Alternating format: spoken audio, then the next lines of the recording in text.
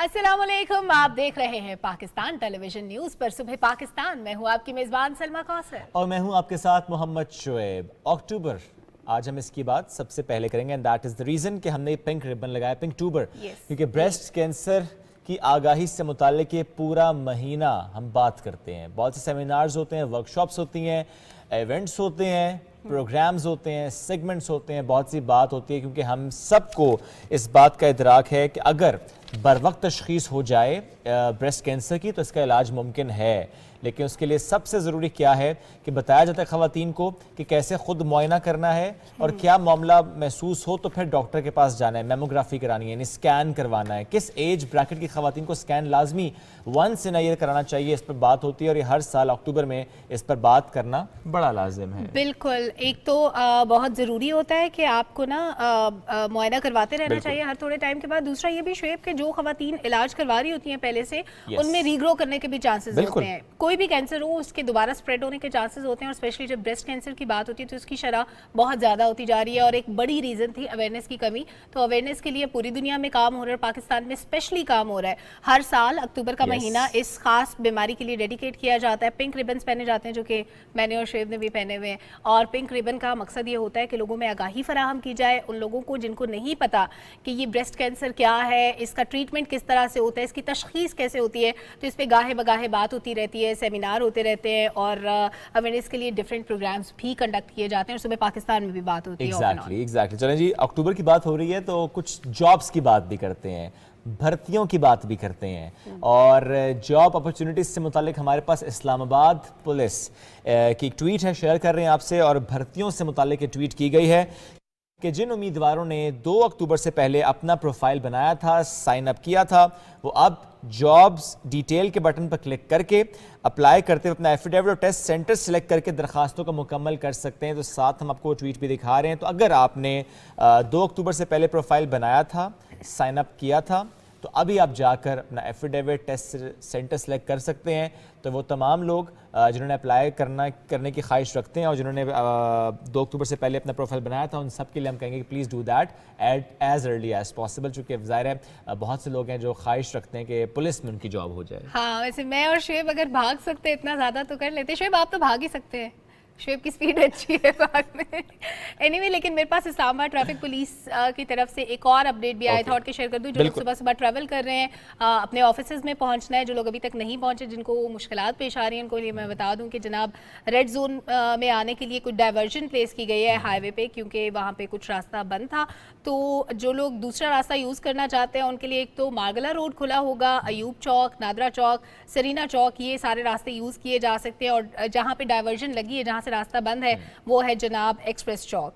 तो आप लोग अल्टरनेट रोड्स यूज़ करके और अपने अपने काम पे पहुंचे, साथ साथ हमारा शो भी देखें ताकि आपको पता चलता रहे कि चल क्या रहा है और टाइम से पहुंचे। इसके लिए अगर कहीं पर डाइवर्जन लगी होती है, मालूम पहले से होता है, तो प्लीज़ 5-10 मिनट पहले निकला कीजिए। वैसे इतने चालाक लोग होते हैं ना शुएब, क्या करते हैं कि उनको पता होता है, देखो हम शो में बता रहे हैं ना, पता होगा डाइवर्जन लगी है, घंटा डेढ़ आराम से निकलेंगे, पहुंच के कहेंगे ओहो लेट हो गए, रास्ता नहीं पता था, बंद था।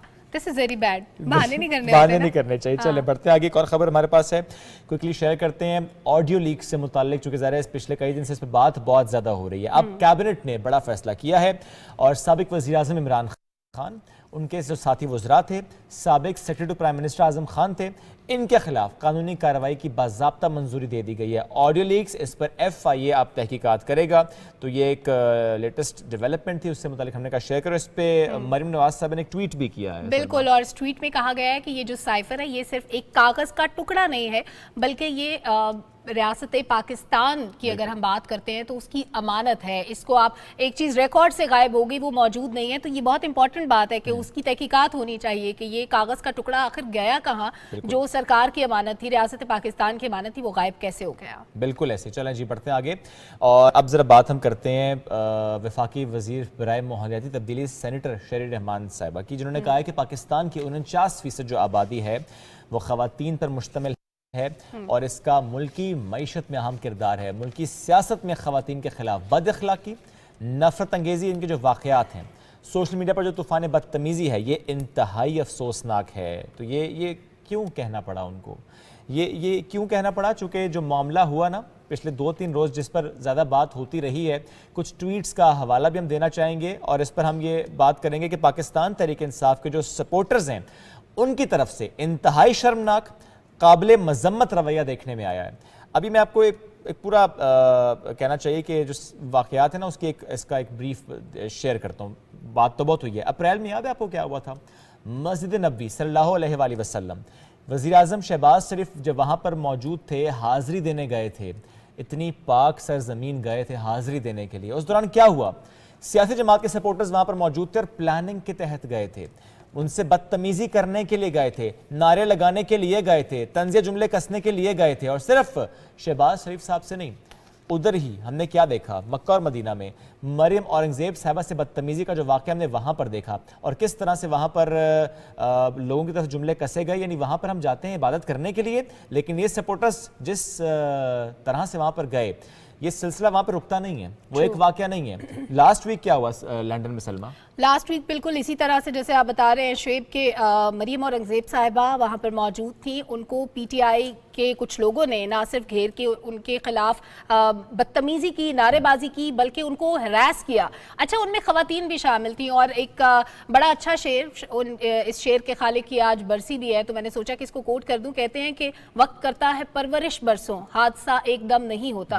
یعنی ایک پورا ایک مائنڈ سیٹ ہے جو بنایا جا رہا ہے، ایک پولیٹیکل پارٹی جو پاکستان کی سیاست میں خواتین کے ساتھ بدتمیزی کے کلچر کو پروموٹ کر رہی ہے، اس کو یہاں پر نہ روکا تو ہمارا معاشرہ تباہی کی طرف چلا جائے گا۔ شیریں مزاری صاحبہ جو کہ بڑی ذمہ دار سیاسی رہنما سمجھی جاتی ہیں، جو کہ اپنے دور حکومت میں انسانی حقوق کی وزیر رہ چکی ہیں، جو انسانی حقوق پہ بہت بات کرتی ہیں، خواتین کے حقوق پہ بات کرتی ہیں، اور جب ان کے اپنے خلاف کوئی بات ہو تو کتنی ووکل ہوتی ہیں وہ۔ ان کی طرف سے جس طرح ٹویٹ کی گئی تو مجھے افسوس اس لیے ہوا شعیب کہ اگر ان کی بیٹی ایمان مزاری کے ساتھ یہ ہوتا تو کیا وہ اسی طرح برداشت کرتی؟ کیا مریم اورنگزیب صاحبہ یا مریم نواز صاحبہ کے ساتھ کوئی بدتمیزی کرتا ہے تو شیریں مزاری صاحبہ کو دکھ نہیں ہوتا، تکلیف نہیں ہوتی؟ وہ خود اس میں کیسے پارٹیسپیٹ کر سکتی ہیں؟ جن کے خلاف یہ ہرزہ جاتی ہے، جن کے ساتھ بدتمیزی کی جاتی ہے، کیا وہ کسی کی بیٹیاں نہیں ہیں؟ کیا وہ کسی کی ایمان مزاری نہیں ہے؟ کیا ان کی عزت و تکریم ہم سب پہ لازم نہیں ہے؟ یہ بہت افسوسناک کلچر ہے جس کو پروموٹ کرنے کی کوشش کی جا رہی ہے۔ اور اب یہ دیکھیے کہ ایک طرف ایک سیاسی جماعت کس طرح کا کلچر پروموٹ کر رہے ہیں، اور دوسری طرف اگر ہم حکمران جماعت کی بات کریں، پی ایم ایل این کی بات کریں، تو اب یہ دیکھیں لندن کا واقعہ جس کا ہم نے حوالہ دیا کہ خواتین کر رہی ہیں بدتمیزی، ایبیوزو لینگویج کا استعمال کر رہی ہیں، لیکن مریم اورنگزیب صاحبہ ان سے گفتگو کر رہی ہیں، کنورسیشن میں لے کر آ رہی ہیں، انگیج کر رہی ہیں۔ یہ رویہ بڑا ضروری ہے ڈسکس کرنا کہ ایک طرف جملے کسنا اور دوسری طرف جواب دے سکتی ہیں نا، ساتھ موجود لوگ ہیں جواب دے سکتے ہیں، انہی کی زبان میں دے سکتے ہیں، لیکن نہیں دے رہی، انگیج کر رہی ہیں، سمجھا رہی ہیں، بتا رہی ہیں، اور یہ بڑا درست عمل ہے جو وہ کر رہی ہیں۔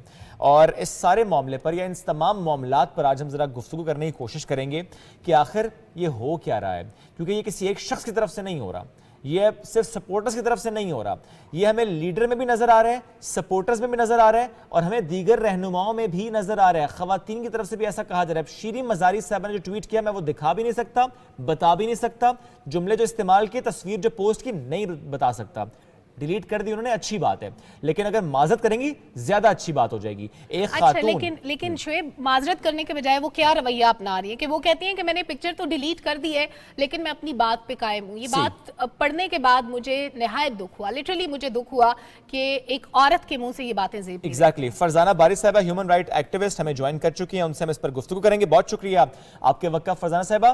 یہ جو رویہ میں نظر آ رہا ہے اس پر آپ کیا سمجھتی ہیں کہ یہ لیڈر سے سپورٹرز تک ٹرانسفر ہو رہا ہے؟ کیونکہ جس طرح سلمان نے ایک شعر بھی کوٹ کیا نا، واقعی ایسا ہی ہے۔ اب یہ معاملہ ایسا نہیں رہا کہ ایک شخص نے، کسی ایک پولیٹیکل پارٹی کے لیڈر نے کامنٹ کیا ہو یا ریمارکس پاس کیے ہوں، ہمیں وہاں پر خواتین لیڈرز کی طرف سے بھی ایسے جملے سننے کو مل رہے ہیں، ٹویٹس دیکھنے کو مل رہے ہیں، اور یہی چیز ہمیں ان کے سپورٹرز میں نظر آ رہی ہے۔ نہ خواتین کی عزت ہے، نہ حکمران کی عزت ہے، نہ یہ جانتے ہیں کہ کس جگہ پر کیا بات کرنی ہے۔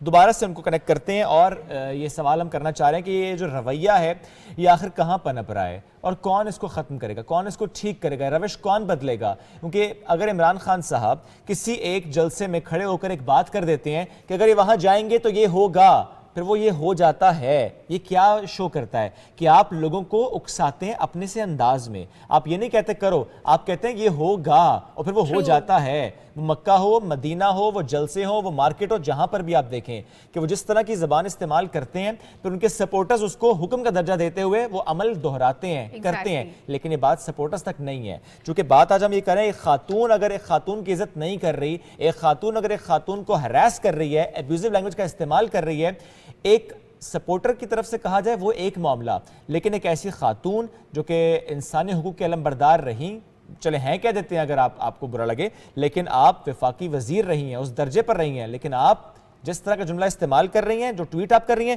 فرزانہ باری صاحبہ سے ہمارا رابطہ بحال ہے. فرزانہ صاحبہ سوال یہ کرنا چاہ رہے ہیں کہ یہ جو اس وقت ہمیں پولیٹیکل ماحول میں جو انٹالرنس نظر آتی ہے، لیڈر کی طرف سے بھی، دیگر رہنماؤں کی طرف سے بھی اور سپورٹر کی طرف سے تو نظر آ ہی رہی تھی، یہ کہاں سے آ رہی ہے؟ یہ سپورٹر سے تو نہیں آ رہی، یہ تو لیڈر سے ہی آ رہی ہے اور پوری پارٹی میں ٹریول کر رہی ہے. جی بالکل درست ہے. دیکھیں، ایک تو جنرلی ہماری سوسائٹی میں جو ایک ٹالرنس اور عدم برداشت کے رویے جو ہیں وہ آلریڈی بہت تیزی سے پھیل رہے ہیں. اب ظاہر ہے کہ جو سیاسی لیڈر ہوتے ہیں وہ رول ماڈلز ہوتے ہیں آپ کے اپنے سپورٹرز کے، ووٹرز کے.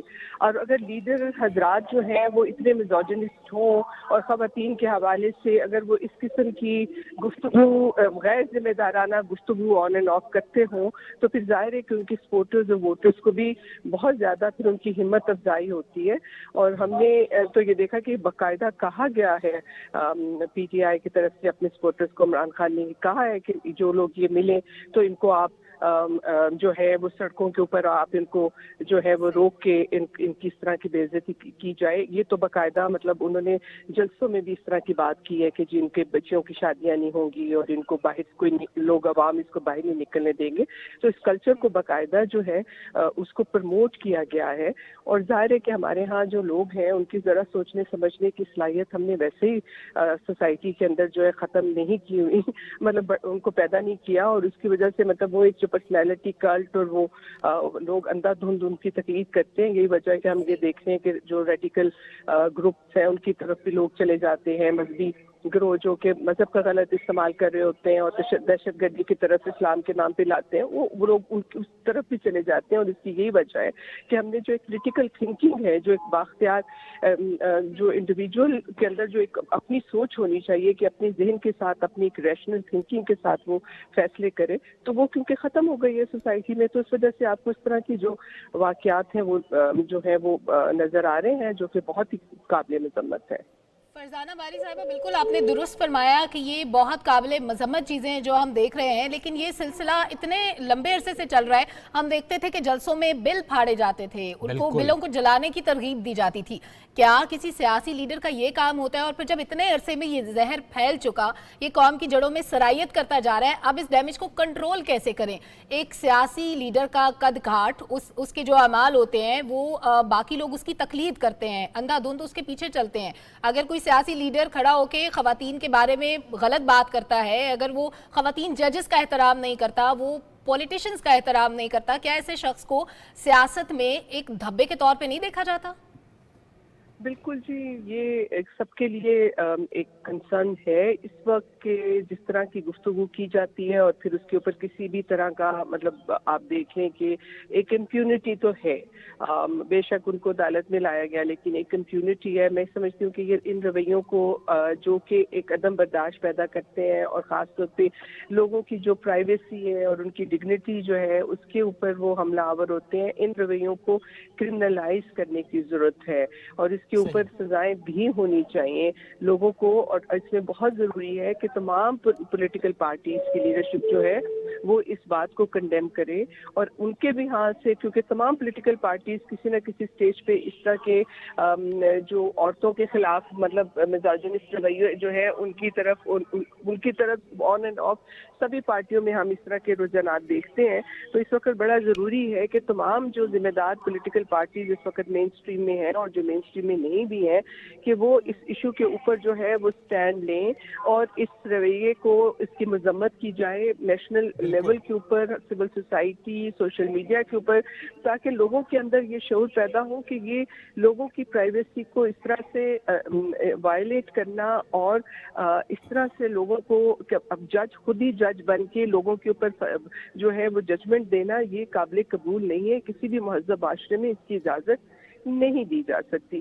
تو اس میں میں یہ سمجھتی ہوں کہ فرزانہ صاحبہ اس ساری گفتگو میں کیا میں درست سمجھ رہا ہوں کہ جو سارا ماحول اس وقت بنا ہے اس میں یہ اہم ہو گیا یہ کہنا, اس میں ہم سب حق بجانے میں کہنے میں کہ جو سیاسی خواتین کے ساتھ بدتمیزی ہو رہی ہے, جو جملے کسے جا رہے ہیں, جو لفظوں کا استعمال ہو رہا ہے, اس میں صرف اور صرف جو معاملہ وہ ایسا ہے کہ عمران خان صاحب کی تقریروں کا نتیجہ ہے یہ؟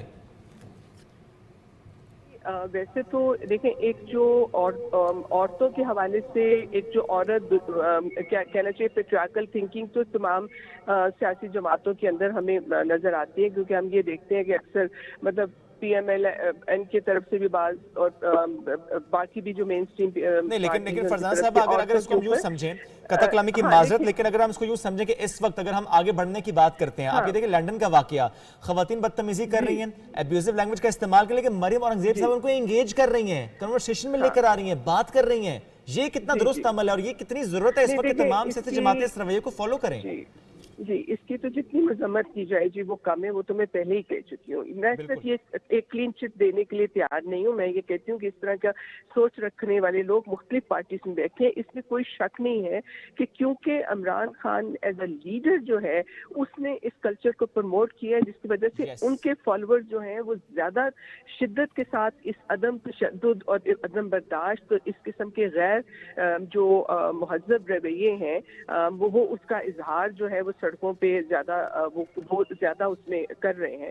یہ رویے جو ہے ان کو کنڈیم کرنا چاہیے اگر یہ کسی بھی پارٹی میں ہو, لیکن اس میں کوئی شک نہیں ہے کہ پی ٹی آئی میں عمران خان کے جو اپنے رویے اور جو ان کی اپنی شخصیت ہے اور ان کا جو اپنا گفتگو کا انداز ہے اور جو ان کا اپنا طریقہ کار ہے, وہ اس کی وجہ سے یہ جو شدت پسندی کے رویے ہیں جو پہلے بھی ہمارے سماج میں موجود تھے اس کو زیادہ بڑھاوا ملا ہے. اور اس لیے اس کی روک تھام کے لیے ضروری ہے, جس طرح میں نے کہا, کہ تمام سیاسی جماعتیں ایک یک زبان ہو کے ان رویوں کی مذمت کریں تاکہ ان کی اپنی پارٹیوں میں بھی جو اس طرح کی سوچ رکھنے والے لوگ بیٹھے ہیں ان کی بھی حوصلہ شکنی ہو. صحیح. فرزانہ صاحبہ, آپ نے ایک طویل عرصے تک انسانی حقوق کے لیے کام کیا ہے بطور سماجی کارکن. بہت سے آپ نے ایسے واقعات دیکھے ہوں گے جب خواتین کی عزت کی ہم بات کرتے ہیں تو اس کے لیے یہ بھی لازم ہو جاتا ہے کہ قوانین کے حوالے سے بھی ان کو کچھ تحفظ دیں. عمران خان صاحب کا رویہ دیکھیں تو ہم جب بات کرتے ہیں بطور انسان, عمران خان صاحب کی بات کریں, ان کے کارکنوں کی بات کریں, ان کی جماعت کے لوگوں کی بات کریں, لوگ یہ بھول جاتے ہیں کہ ہمیں پیدا کرنے والی بھی ایک عورت تھی. عمران خان صاحب کے بچوں کی بھی ماں ایک عورت ہی ہے. تو یہ جو ہمارے ارد گرد خواتین ہوتی ہیں, جب ہم دوسروں کے لیے یہ کلچر پروموٹ کر رہے ہیں کہ خواتین کی عزت نہیں کرنی, ان کا احترام نہیں کرنا, ان کے عمران خان صاحب کے جلسوں میں ہم دیکھتے ہیں کہ خواتین کے ساتھ بے تحاشا بدتمیزی ہوتی تھی, ہوٹنگ ہوتی تھی, الڑ بازی ہوتی تھی, خواتین کا جانا معیوب سمجھا جاتا تھا.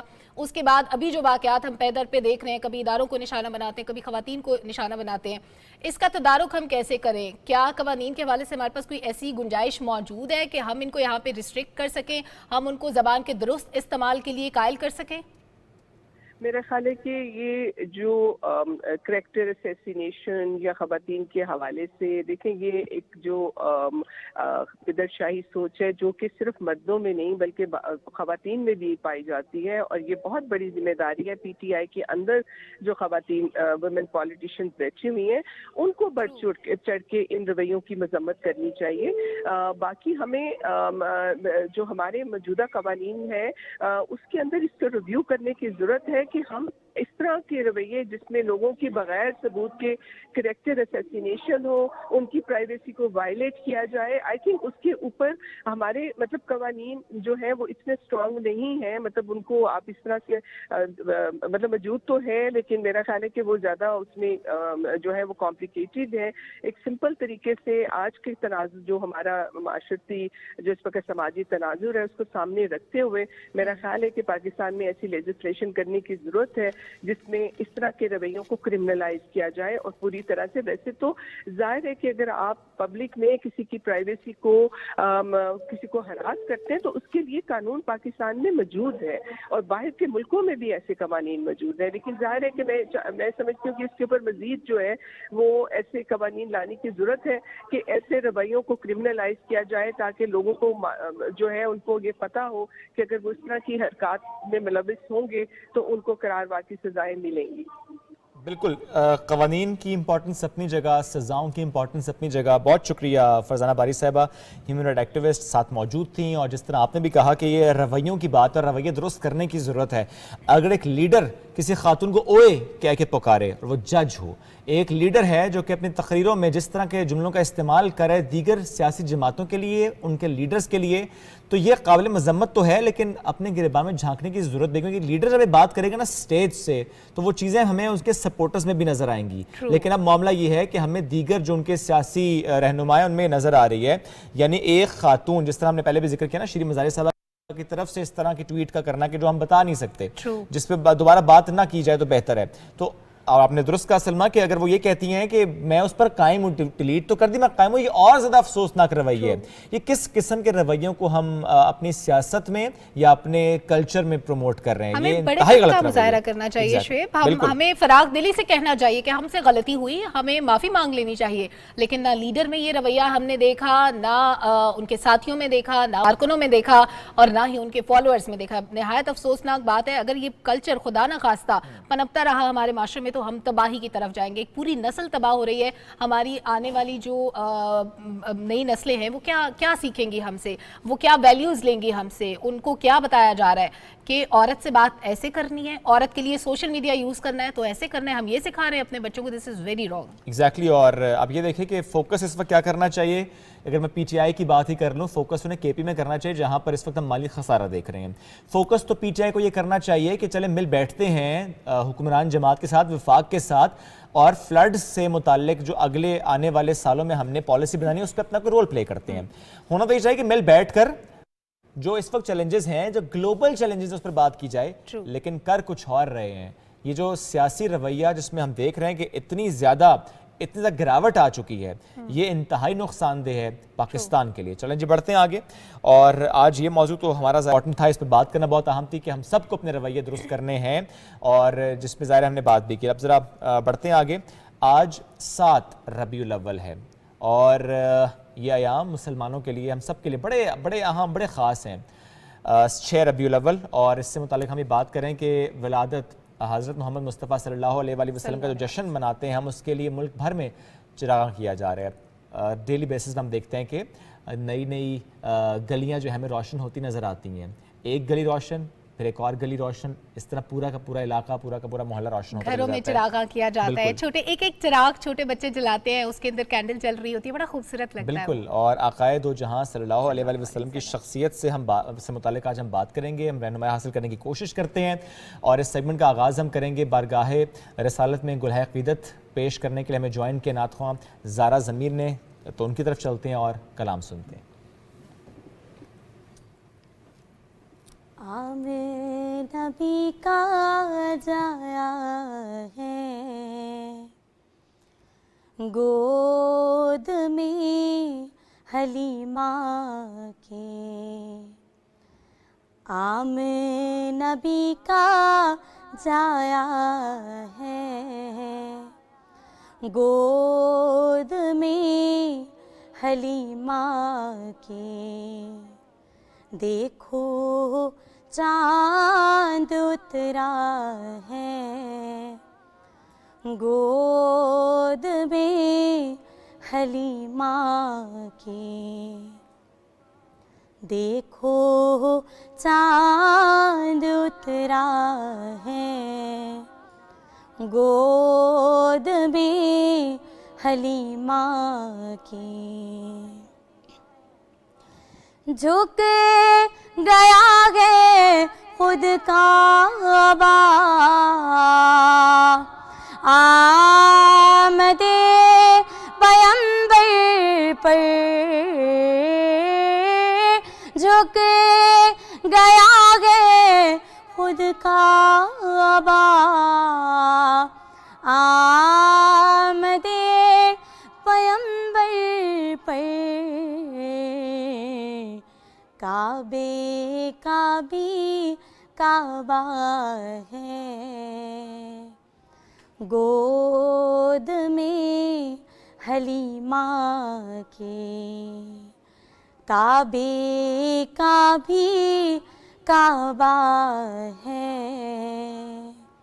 گود میں حلیمہ کی عام نبی کا جایا ہے گود میں حلیمہ کی ہر ادا نرالی ہے مصطفیٰ کے بچپن کی ہر ادا نرالی ہے مصطفیٰ کے بچپن کی معجزات والا ہے گود میں حلیمہ کے معجزات والا ہے گود میں حلیمہ کی فرش بھی فدا جس پر عرش بھی فدا جس پر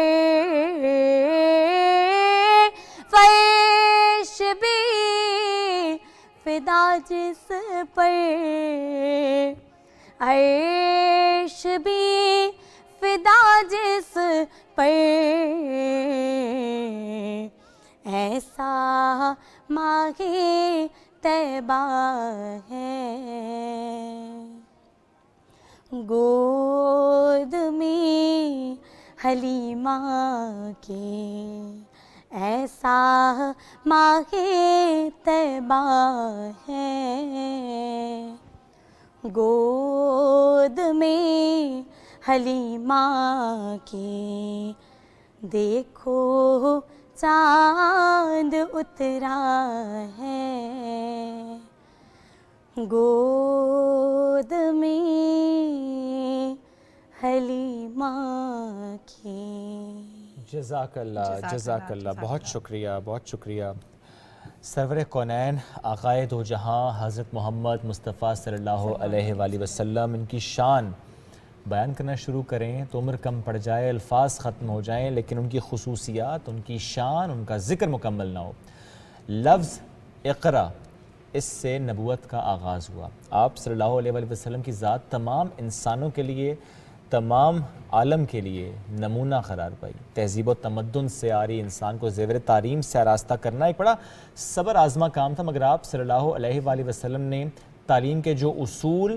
ٹیکنیکس طریقے استعمال کیے وہ آج بھی عین حق ہیں جن کے بغیر سیکھنے سکھانے کا عمل مکمل ہو نہیں سکتا آپ صلی اللہ علیہ وآلہ وسلم بحیثیت معلم امت مسلمہ کو جو طریقہ کار سکھا گئے ان کی سنت پر ان کے اصولوں پر عمل کر کے ہم کیا سیکھ سکتے ہیں اس حوالے سے آج ہم رہنمائی حاصل کریں گے دعوت دی مذہبی اسکالر ڈاکٹر دوست علی صاحب کو السلام علیکم سر کیسے ہیں آپ وعلیکم السلام جی شکریہ سر جب ہم بات کرتے ہیں نا کہ تعلیم علم اور اس میں جب ہم حضور صلی اللہ علیہ وسلم کی ذات کو دیکھتے ہیں ان کے انداز کو دیکھتے ہیں غار حرا سے اترتے ساتھ ہی مصروف ہو جانا ایک لمحے کو ضائع کے بغیر مصروف ہو جانا اور علم کی ترویج کرنا اس ایک عمل سے ہم کتنا سیکھ سکتے ہیں کہ آپ نے ایک لمحہ بھی ضائع نہیں کیا علم کو پاس کیا بسم اللہ الرحمن الرحیم بہت شکریہ جناب شعیب صاحب مس سلمہ اور پی ٹی وی پوری ٹیم کا بہت شکریہ نبی پاک صلی اللہ علیہ وسلم کی ذات مبارک ذات گرامی اتنی جامع ہے بے شک کہ آپ کی زندگی مبارک کا ہر لمحہ ہر پہلو ہر وقت آپ کی خاموشی آپ کا بولنا آپ کا چلنا، سبحان اللہ، یہ سب کچھ امت کے لیے قیامت تک کے لیے ایک نمونہ ہے۔ بے شک لقد کان لکم فی رسول اللہ اسوۃ حسنہ، ان سے بہتر اسوہ زندگی گزارنے کا طریقہ سلیقہ کائنات میں نہ پہلے کبھی کوئی وارد ہوا اور نہ قیامت تک کوئی ثانی ہوگا۔ اس لیے نبی پاک صلی اللہ علیہ وسلم دیکھیں، باقی نبی کسی نے کہا کہ میں خلیل اللہ ہوں، کوئی معمار بن کر آئے، کوئی چرواہے بن کر آئے، کوئی لوہار بن کر آئے، لیکن نبی پاک صلی اللہ علیہ وسلم کی حضرت محمد مصطفیٰ صلی اللہ علیہ وسلم کی شان مبارک یہ ہے کہ آپ نے خود فرمایا کہ انما کہ مجھے معلم بنا کر بھیجا گیا ہے، انما بعثت معلما، مجھے معلم بنا کر، استاد بنا کر بھیجا گیا ہے، یہ آپ کی شان ہے۔ تو آپ کی زندگی کا ہر پہلو ہر وقت ہمیں سبق دے رہا ہے، سکھا رہا ہے، پڑھا رہا ہے، اور اسی لیے نبی پاک صلی اللہ علیہ وسلم کی پوری زندگی، آپ خطبہ حجت الوداع کو سٹڈی کر لیں، آپ قرآن پاک کی آیات کو دیکھ لیں، آپ کی حدیثوں کو دیکھ لیں، انسانیت کے لیے آپ کی پوری زندگی، پوری تعلیمات ایک بہترین نمونہ ہے اور تعلیم ہے۔ آپ اس میں ایز اے ٹیچر نبی پاک صلی اللہ علیہ وسلم کو نہ کنفائن کر سکتے ہیں نہ ایکسکلوڈ کر سکتے ہیں، کیونکہ جو بھی بہترین جس بھی ماڈل میں زندگی کے جس بھی شعبے میں بہترین نمونہ آپ ڈھونڈ کر لائیں گے وہ نبی پاک صلی اللہ علیہ وسلم کی سیرت کا ایک عکس ہوگا، ایک چھوٹا سا عکس ہوگا۔ اس لیے استاد بھی اگر کوئی بہترین بھی آپ ڈھونڈ کر لائیں کائنات میں، زمانے میں بھی بہترین ہوگا تو وہ نبی پاک صلی اللہ علیہ وسلم کی سیرت کا یا آپ کی تعلیم کا ایک چھوٹا سا عکس ہوگا۔ ٹھیک ہے، اس لیے قرآن پاک میں بھی بارہا علم کی فضیلت اور علم والوں کی فضیلت ہے۔ اسی طرح سے آپ نے خود فرمایا کن معلما او متعلما فلا تکن ثالثا، کہ یا استاد بن جاؤ پڑھانے والے یا پڑھنے والے بن جاؤ اور تیسری راہ اختیار ہی نہ کرو۔ یہ پوری زندگی کے لیے ہے، فرام کریڈل ٹو دا گریو جو ہے وہ اسی لیے وہ نبی پاک صلی اللہ علیہ وسلم کا فرمان ہے کہ آپ نے ماں کی گود سے لے کر قبر میں داخل ہونے تک علم حاصل کرنا ہے یا علم کو پھیلانا ہے۔ اس کی وہ جو میں نے آپ کو مثال دی ہے کن معلما او متعلما فلا تکن ثالثا، کہ یا استاد بن جاؤ یا شاگرد سیکھنے والے بن جاؤ، ساری زندگی سیکھنا ہے، لیکن جڑے رہو علم کی طرف، جڑے رہیں علم کے ساتھ تعلیم کے ساتھ تدریس کے ساتھ ساری زندگی جڑے رہیں۔ یہ رسول اللہ صلی اللہ علیہ وسلم نے ہمیں تدریس دی ہے۔ بالکل ڈاکٹر صاحب، اب ہم جب بھی تعلیم کی بات کرتے ہیں تو عموماً ایک پرسیپشن پایا جاتا ہے کہ شاید رسول پاک صلی اللہ علیہ وآلہ وسلم ہمیں قرآن پاک سکھانے آئے تھے، لیکن اس کے علاوہ ان آنکھ کیسے اٹھانی ہے، آنکھ کیسے جھکانی ہے، اٹھنا کیسے، بیٹھنا کیسے، کھانا کیسے، پینا کیسے، زندگی کی ہر اصول کو انہوں نے وضع کر دیا تمام آنے والی نسلوں کے لیے، تمام مسلمانوں کے لیے، انسانوں کے لیے کہ کیا کام کیسے کرنا ہے۔ تو یہ بھی ایک سکھانے کا عمل تھا، اس حوالے سے بھی وہ معلم تھے، اس حوالے سے بھی وہ استاد تھے، اس پہ روشنی ڈالیے گا۔ آپ کے پروگرام میں آنے سے پہلے میں محمد فتح اللہ گولن، ایک ترکش بہت بڑے عالم، ان کی کتاب اس کا مطالعہ کر رہا تھا، تو اس میں انہوں نے لکھا ہے کہ ایک لہر میں ایڈیسن نے یہ اعتراف کیا تھا کہ یہ جو بجلی میں نے دریافت کی ہے نا، الیکٹریسٹی، یہ محی الدین ابن عربی کی جو فتوحات مکیہ ہے اس کو پڑھ کر اس میں سے ایک مجھے حدیث کے مطابق کوئی تعلیم ملی اور اس سے میں نے بجلی کو دریافت کر لیا، جس سے آج آپ روشن ہیں، آپ لائیو ہیں، ہم بھی بول رہے ہیں، پوری دنیا جگمگا رہی ہے۔ اور محی الدین ابن عربی جو ہیں انہوں نے نبی پاک صلی اللہ علیہ وسلم کی سیرت مطہرہ کا ایک پہلو پر ساری زندگی کام کیا ہے، اور وہ پہلو کون سا تھا؟ وہ روحانیات کا پہلو تھا کہ آپ کی خفی جو ہیں رسول اللہ صلی اللہ علیہ وسلم کی خفی تعلیمات اور خفی جو ٹرانسفر روحانیات ہیں ان کے اوپر محی الدین ابن عربی نے ساری زندگی میں کام کیا، اور فتوحات مکیہ میں اس میں بہت کچھ دیا ہے۔ تو اسی لیے آپ دیکھتے ہیں کہ ایک صحابی حضرت نعمان، وہ بارش ہو رہی تھی، اندھیرا بہت چھا گیا، عشاء کی نماز تھی، تو وہ بارش میں بھی نماز کے لیے آ گئے، تو نبی پاک صلی اللہ علیہ وسلم کو مسجد میں پایا تو عرض کی کہ اے اللہ کے نبی، مجھے خدشہ ہوا کہ آج جماعت میں لوگ کم نہ ہوں تو میں اس لیے بارش میں آ گیا، لیکن اب ڈر رہا ہوں کہ واپسی پر اتنے اندھیرے میں گھر کیسے پہنچوں گا۔ تو اللہ کے نبی صلی اللہ علیہ وسلم نے ایک کھجور کی ٹہنی اٹھائی، آپ کے ہاتھ میں دی اور فرمایا کہ جاؤ 10 ہاتھ تمہارے آگے، 10 ہاتھ پیچھے اور 10 ہاتھ دائیں بائیں، تمہیں روشنی میں تم جاؤ گے اپنے گھر تک۔ یہ ایک ٹہنی جو کھجور کی پکڑانا اور اس کا روشن ہو جانا اور حضرت نعمان کا گھر چلے جانا، اس میں چاہیے تو یہ تھا کہ امت کے لوگ سائنٹیفکلی اس کو سٹڈی کرتے، اس کے اوپر ریسرچ کرتے، اور یہ ہمیں اعزاز حاصل ہوتا کہ یہ ٹہنیاں کیسے روشن ہوتی ہیں، یہ مردے کیسے زندہ ہوتے ہیں، یہ بیماریوں والے شفا کیسے پاتے ہیں؟ جیسے ایک پیدائشی گونگا تھا، اس کی والدہ جو ہے وہ نبی پاک صلی اللہ علیہ وسلم کے پاس حاضر ہوئی کہ میرا بیٹا جوان ہو گیا ہے، پیدائشی گونگا بھی ہے، بہرا بھی ہے۔ اللہ کے نبی نے کہا اس کو میرے سامنے بٹھاؤ۔ آپ نے سامنے بٹھایا، اس سے پوچھا کہ بتاؤ میں کون ہوں؟ تو اس نے کہا میں گواہی دیتا ہوں آپ اللہ کے نبی حضرت محمد صلی اللہ علیہ وسلم ہیں۔ یہ بھی علم ہے، یہ علم نبوت ہے، اللہ کے نبی نے یہ علم ہمیں دیا ہے، جب کہا جب کیا تو اس کا مطلب ہمیں دے دیا، عطا کر دیا۔ یہ ہماری کم علمی ہے، کم فہمی ہے، ہماری غفلت ہے کہ ہم نے وہ والا علم نہیں لیا جس سے گونگے بولتے ہیں، ہم نے وہ والا اپلائی ہی نہیں کیا، اس کو سرچ ہی نہیں کیا کہ اس کو کیسے اپلائی کرنا ہے۔ ٹھیک ہے، اسی طرح سے ایک پیدائشی جو ہے اس کے سر کے بال نہیں پیدا ہوئے، داڑھی کے بال نہیں پیدا ہوئے، اس کی والدہ بہت پریشان ہوئی، تو جوانی میں لے کر حاضر ہوئی کہ اے اللہ کے نبی یہ میرا بیٹا جوان ہو گیا ہے لیکن اس کے سر کے بال نہیں ہیں، اس کی داڑھی نہیں ہے، تو اس کو لوگ رشتہ کیسے دیں گے اور یہ معاشرے میں کیسے جیے گا؟ میں تو چلی جاؤں گی، میں تو عمر کے آخری مراحل میں ہوں، میں چلی جاؤں گی، میرے بیٹے کا کیا بنے گا؟ اللہ کے نبی صلی اللہ علیہ وسلم نے اس کے سر کے اوپر ہاتھ پھیرا، اس کی داڑھی کے اوپر ہاتھ پھیرا، اس کے سر کے بال بھی آ گئے، اس کی داڑھی بھی پیدا ہو گئی، وہ ایک خوبصورت نوجوان، اور اللہ کے نبی صلی اللہ علیہ وسلم نے فرمایا یہ 100 سال تک زندہ رہے گا، وہ 100 سال تک زندہ بھی رہے۔ یہ بھی تو ایک علم ہے نا جو اللہ کے نبی نے ہم کو دیا ہے، ہمیں اس کی طرف بھی توجہ، یعنی اس مہینے مبارک کی نسبت سے، ان دنوں کی نسبت سے ہمیں اللہ کے نبی صلی اللہ علیہ وسلم کی سیرت کے ان پہلوؤں کو بھی اجاگر کرنا چاہیے، لوگوں کے سامنے رکھنا چاہیے، لوگوں کو سکھانا چاہیے، اور خود بھی کوشش کرنی چاہیے کہ ہم سیکھیں، بالکل سیکھیں کہ بھی، جو عمل پہلو ابھی بھی تک کریں۔ چھپے ہوئے ہیں ہم سے۔ بے شک انداز کی اگر ہم بات کریں سر، چونکہ ہم بات کریں علم سکھانا، حضور صلی اللہ علیہ وسلم اگر کسی محفل میں جاتے تھے، جو گفتگو ہو رہی ہوتی تھی اس میں شامل ہو جاتے تھے، ڈائریکٹلی کسی کو نہیں کہہ رہے، پہلے گفتگو میں شامل ہو گئے، پھر اپنے انداز سے علم دیا۔ یہ کتنا اچھا میسج ہے آج کے استاد کے لیے کہ یا اس شخص کے لیے جو کہ آتے ساتھ ہی ممبر پہ یا کسی اور جگہ پر فوراً سے علم دینے کی کوشش کرتا ہے، اس ماحول کو ایبزارب نہیں کرتا، سمجھتا نہیں ہے، گفتگو میں شامل نہیں ہوتا۔ شام ہونا تو یہ چاہیے نا کہ ہم اس پر عمل کریں جو حضور صلی اللہ علیہ وسلم کا طریقہ تھا۔ بے شک، یہ دیکھیں نا، ہمارے آپ نے دیکھا ہے کہ ون وے ٹریفک ہوتی ہے، ون وے ٹریفک، یہ ون وے ٹریفک نہیں ہے۔ اللہ کے نبی صلی اللہ علیہ وسلم کی بارگاہ میں خواتین بھی تشریف لائیں، اپنے مسائل بھی لے کر آتی تھی، گھریلو مسائل بھی ڈسکس ہوتے تھے۔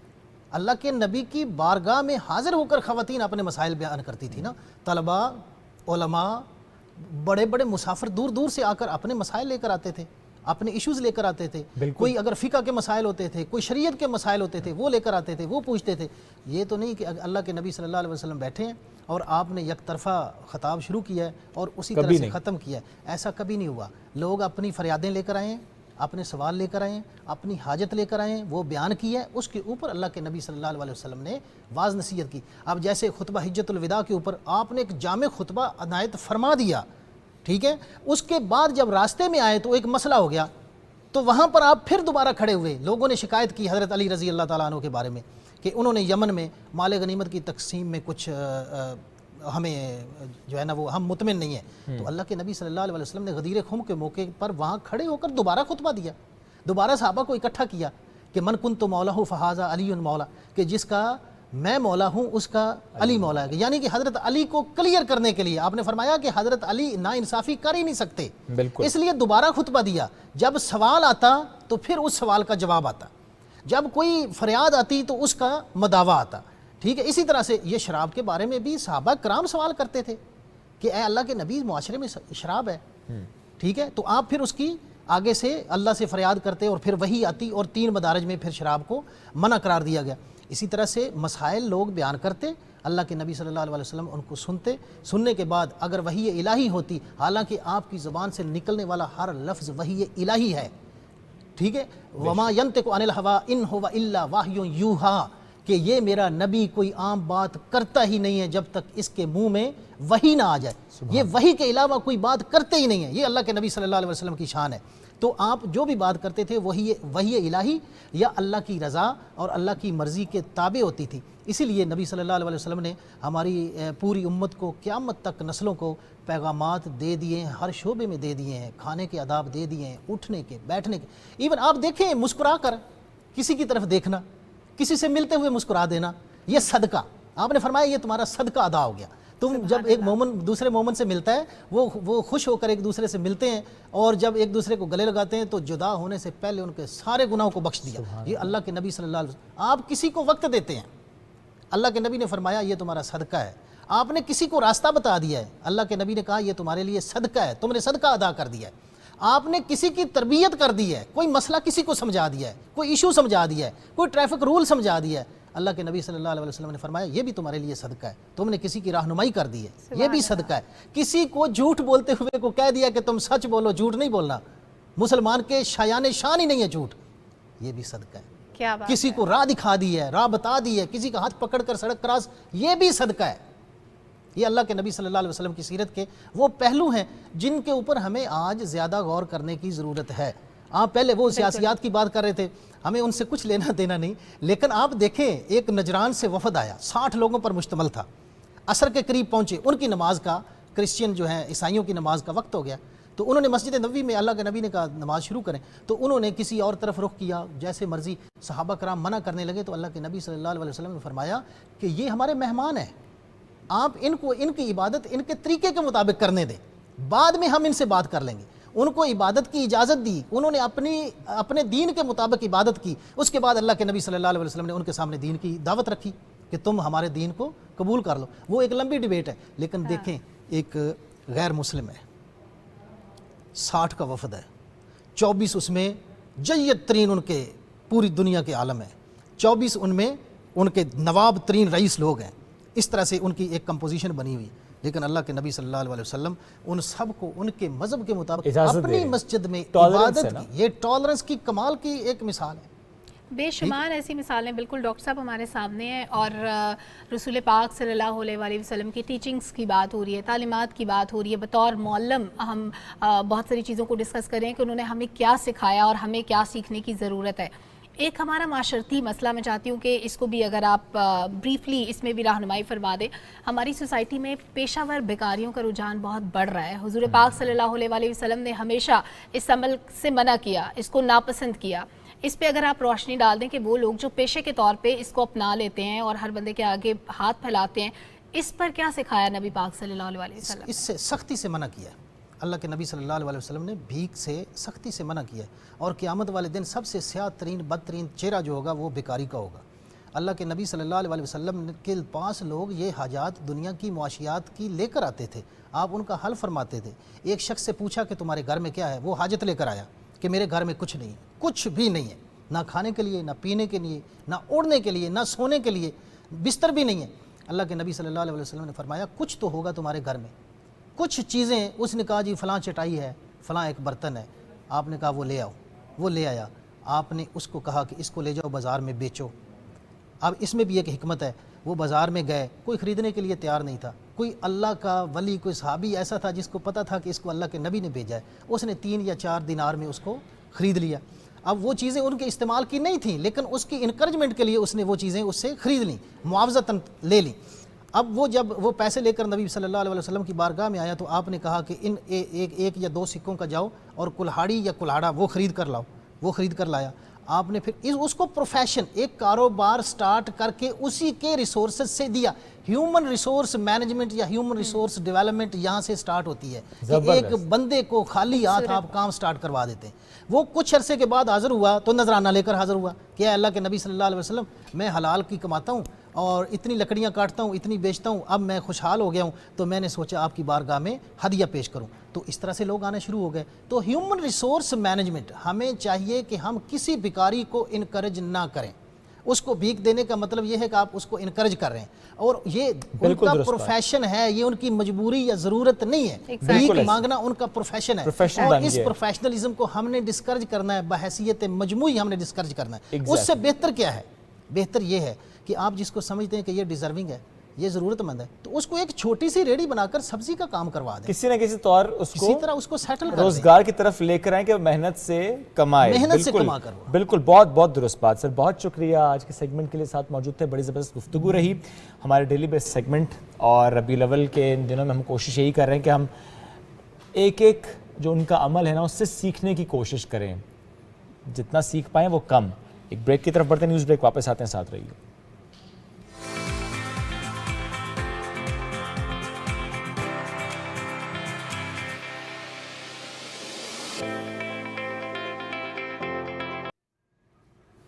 Welcome back after the break. जरा बात फ्लड्स की करते हैं। मुल्क भर में सैलाब ने जिस तरह तबाही मचाई, एक बड़े पैमाने पर तबाही पाकिस्तान में है, और ऐसे में हमने रेस्क्यू एंड रिलीफ की बात तो कई शोज में की, लेकिन अब हमें रिहैबिलिटेशन की तरफ बढ़ना है। हम बढ़ रहे हैं, बट और क्विकली बढ़ना है। ये तूफानी बारिशें, सैलाबी रेले जिस तरह से घरों को सफ्ते हस्ती से मिटाया, ऐसे में सैलाब मुतासरीन की बहाली, घरों की फौरी तामीर, ये एक बड़ा चैलेंज है। इससे निमटने के लिए आलमी शोहरत याफ्ता पाकिस्तानी माहिर तामीरात यास्मीन लारी साहिबा का जो आइडिया है, इस पर अमल किया जा सकता है।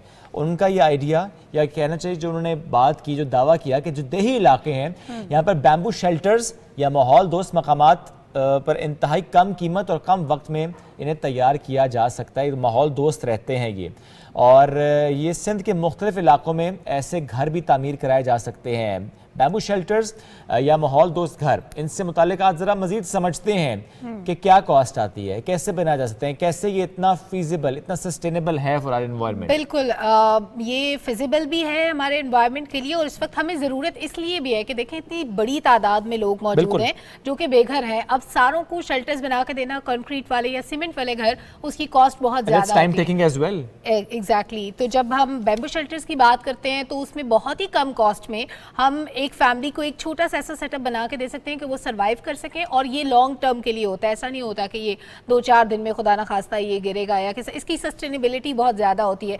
तो मेरा ख्याल है एक्सपर्ट ओपिनियन ज़्यादा मैटर करती है। हम तो इसमें सिर्फ एक सरसरी सा तबसरा कर सकते हैं। यास्मीन लारी साहिबा हमारे साथ लाइव लिंक पे मौजूद हैं। यास्मीन लारी साहिबा, गुड मॉर्निंग, कैसी हैं आप?